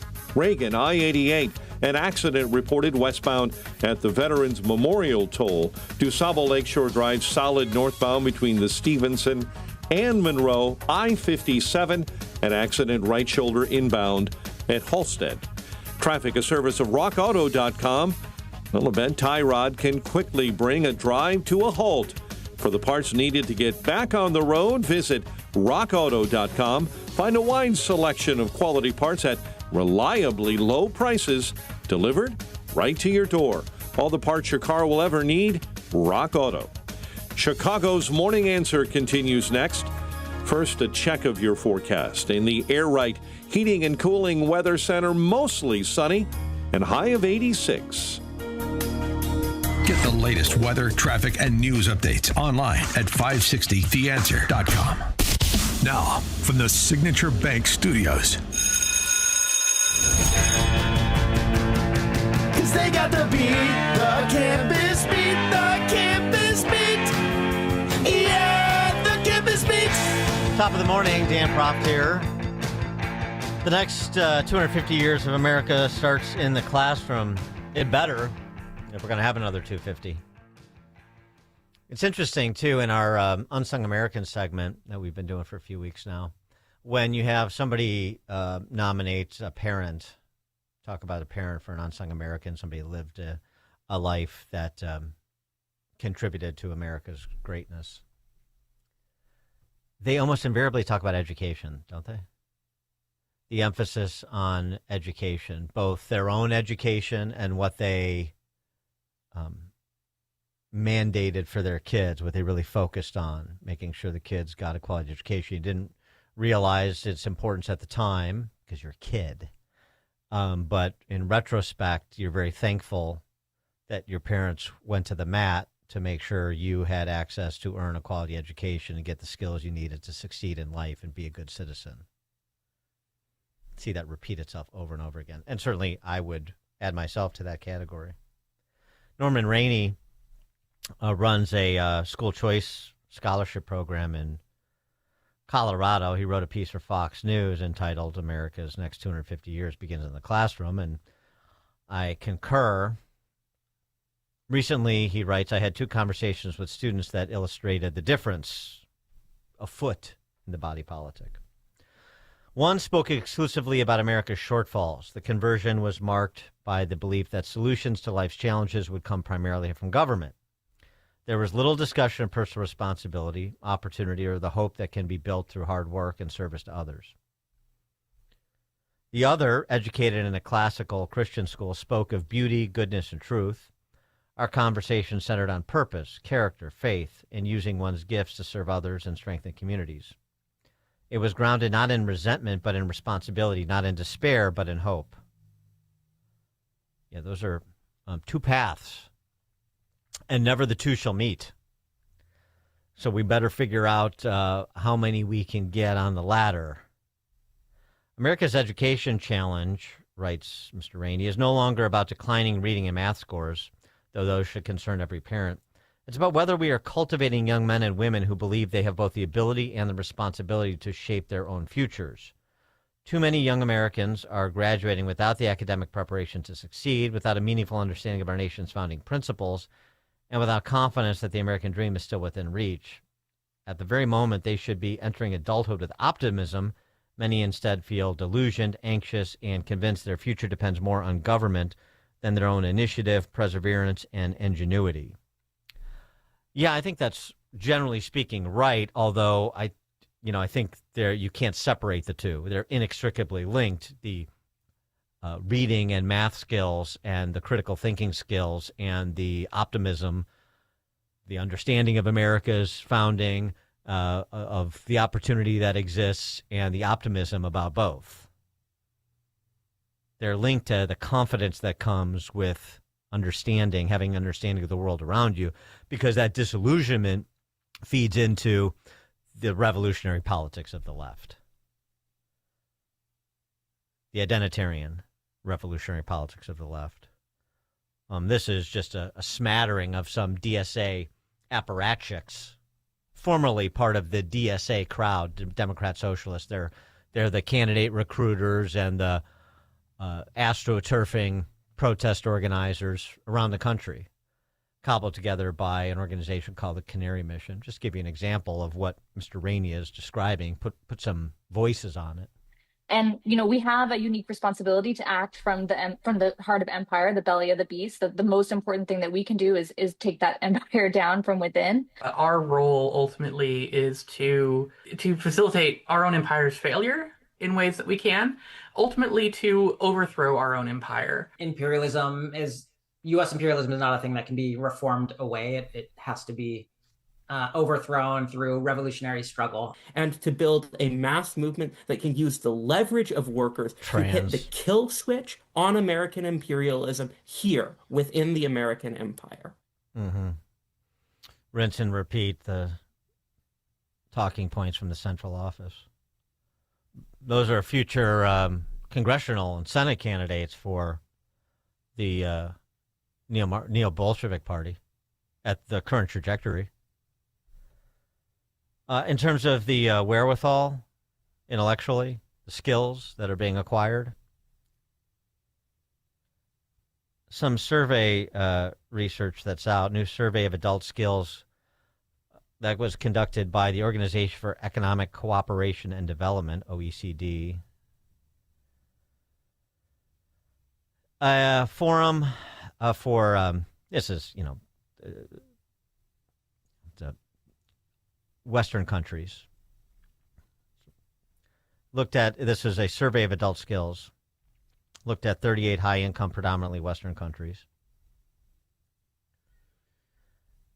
The survey tested 160,000 people of all ages across the 38 member states. It found that 8% of college students in these first world member states are reading at the level of a 10-year-old, if not worse. Countries like Germany and France came in at 5% of college students reading at fourth grade level. Countries like Poland, Israel, and the United States blew the curve at 21, 20, and 14%, respectively. 14% in the United States. One in 6 college students, one in 7 college students in the United States reading at a fourth grade level. Math, 9% of college students do math at fourth grade level or below. In Italy, in the United States, and Slovakia, that's more than 15%. In Israel, it's 1 in 5. Surprising and concerning across the board. 1 in 7 doing read at fourth grade level in college in the U.S., 1 in 6 math at fourth grade level in college. So that does not portend well. And then what else is happening on college campuses? Well, when you want to talk about the immigration issue, how about as it relates to academia? And we saw many of these academics that are little more than apparatchiks, political activists, masquerading as teachers in a particular discipline, usually the humanities, during the pro-Hamas protests, riots, campus closures after the October 7th, 2023 attack. And, here's an example of who some of these people are, foreign and domestic. On the domestic side, you may have missed it, wasn't part of your 7-4-250 festivities. But there was a resistance confab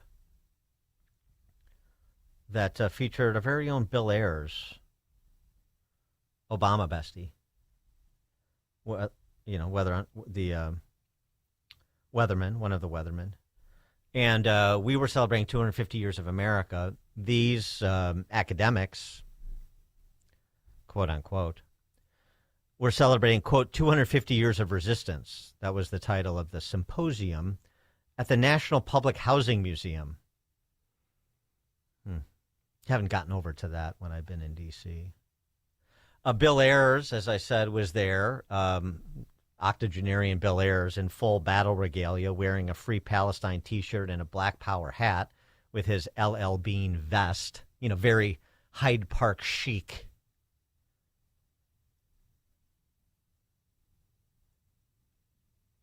And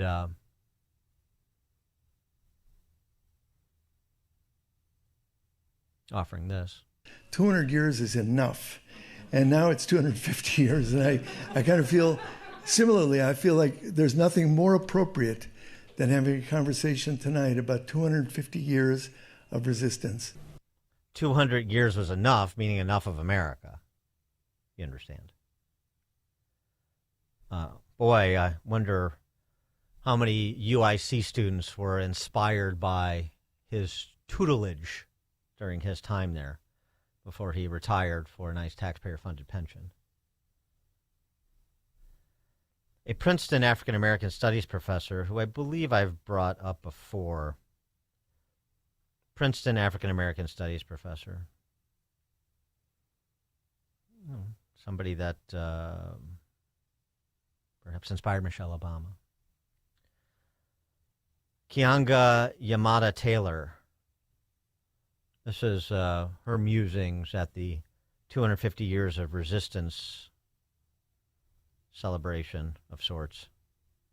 Anger management symposium, really. This audience is all like, the USA. I do think that we have to reject the idea of loving a nation state, right? Which is what patriotism is at the end of the day. But I think it's also important to say that the nation state itself is destructive, that borders are deadly, that borders kill people. I want nothing to do with claiming the United States in some patriotic fashion. You know, I try not to be at the airport. Some very nice woman handed my kid an American flag, and you know, I didn't set it on fire, and I didn't lose my mind. Probably wouldn't get on your flight. You know, but I thought may have crossed my mind. And at this point, it's the most powerful nation on earth, and yet still is bombing countries for we don't know why. Sport, Iran, right? $300 billion in a matter of weeks. The borders are killing people. You know, like the climate migration is a real thing. And, you know, countries throwing up the drawbridge, and this is killing people.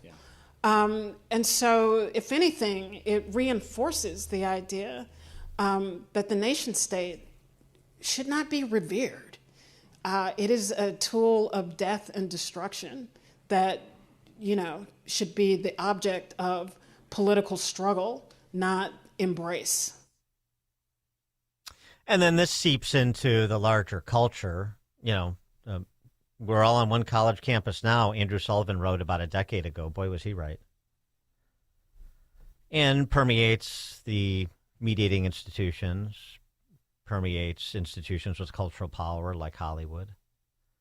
Adam McKay is a pretty big-time Hollywood producer.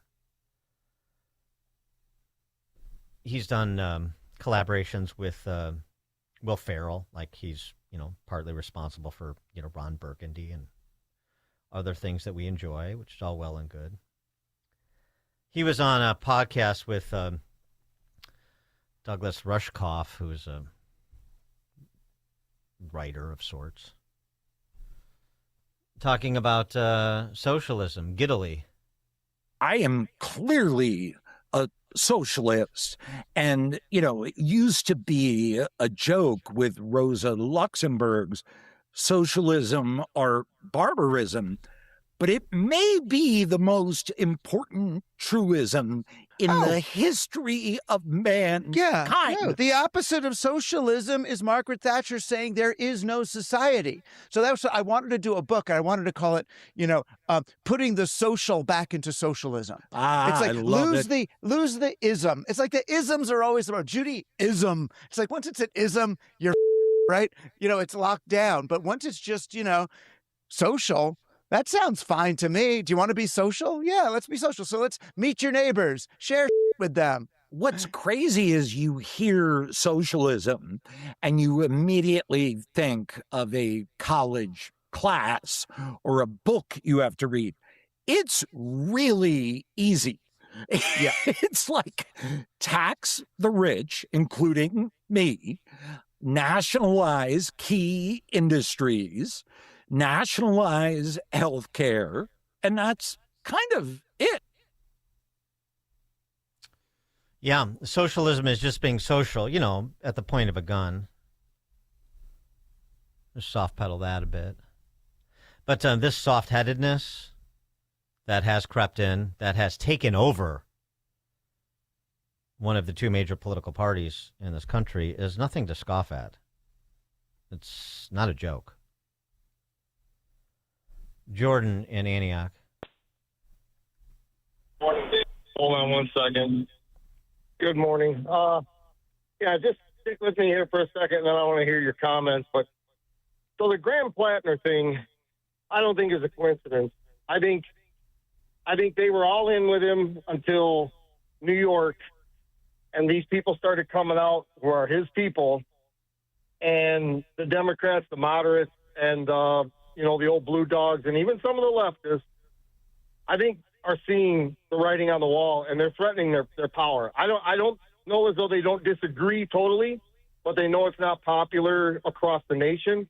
So I think, in my opinion, I think the media and those that are in power and the Democrats controlling the media, I think this is a hit job on Plattner. Just like when they got rid of Biden to sneak in Kamala, they had no other option. But I think that's what this is. I think they're being so what? So whether it's a hit, what's sort of the hit job on Plattner or not? So what? So what? Either way. Okay. No, and that's fine. I'm all. But my point is, I think you're going to see more of this. I think you're going to see more of it with the media and the Democrats in power right now, trying to navigate and get rid of these people because they're threatened. But my point is, if the Republicans do not see this and take full advantage of this by offering real alternatives, real solutions, and kind of doing the same within their own ranks and purging those that capitulate with these people and have been, I think they're missing a major opportunity to do what they say they want to do and fight this. If they don't start seeing this and start presenting it, the failures, the reasons why, and also providing real alternatives, real candidates. I think this is a real great opportunity. I just don't have a lot of faith that the GOP recognizes it and will take advantage of it. I don't know where you're at on that, but that's kind of the way I see this landscape. I mean, I think that's fair. I mean, thanks for the call, Jordan. I think that's a fair formulation. I mean, it's the way I'd sort of describe it, for those who say, oh, this is just, the cannibalization and they're eating their own and so on and so forth. Yeah, some of that. I mean, this is a orientation towards purges. So, of course, it will include some internal purging. But I suppose the question is, does this neo-Bolshevik party destroy itself before it destroys the country? And I think that very much is an open question. Thanks for joining us on another edition of Chicago's Morning Answer. Appreciate all the calls and texts and the stories. Keep sending stories about unsung Americans in. Dan@danprof.com is my email. Back with more wit and wisdom tomorrow. It's now 9 o'clock on AM 560 WIND. They failed the test. I'm Chris Foster, Fox News. President Trump in Turkey for a NATO summit says in a way he was testing our allies, asking for help with the military operation against Iran. Italy turned us down, and Germany turned us down, and France turned us down. The president, meantime, tells Turkey's President Erdogan that he will lift sanctions for purchasing a Russian missile system. President Trump suggested he wouldn't have attended the summit if his friend wasn't hosting. Ukrainian leader Volodymyr Zelensky could also meet with the president this week, and he wants more air defenses. Russia brought this war to Ukraine, and it's killing our people. It wants to destroy our independence, and we are only defending. In Ankara, Turkey, Jonathan Savage, Fox News. Iran's military has hit 2 commercial ships in the Strait of Hormuz. No casualties reported. And the last time this happened, the U.S. launched more strikes in Iran, and Iran retaliated with attacks on neighbors hosting U.S. military bases. Oil prices are higher today. A Senate candidate that's had a lot of Democrats excited may be forced out of the race by a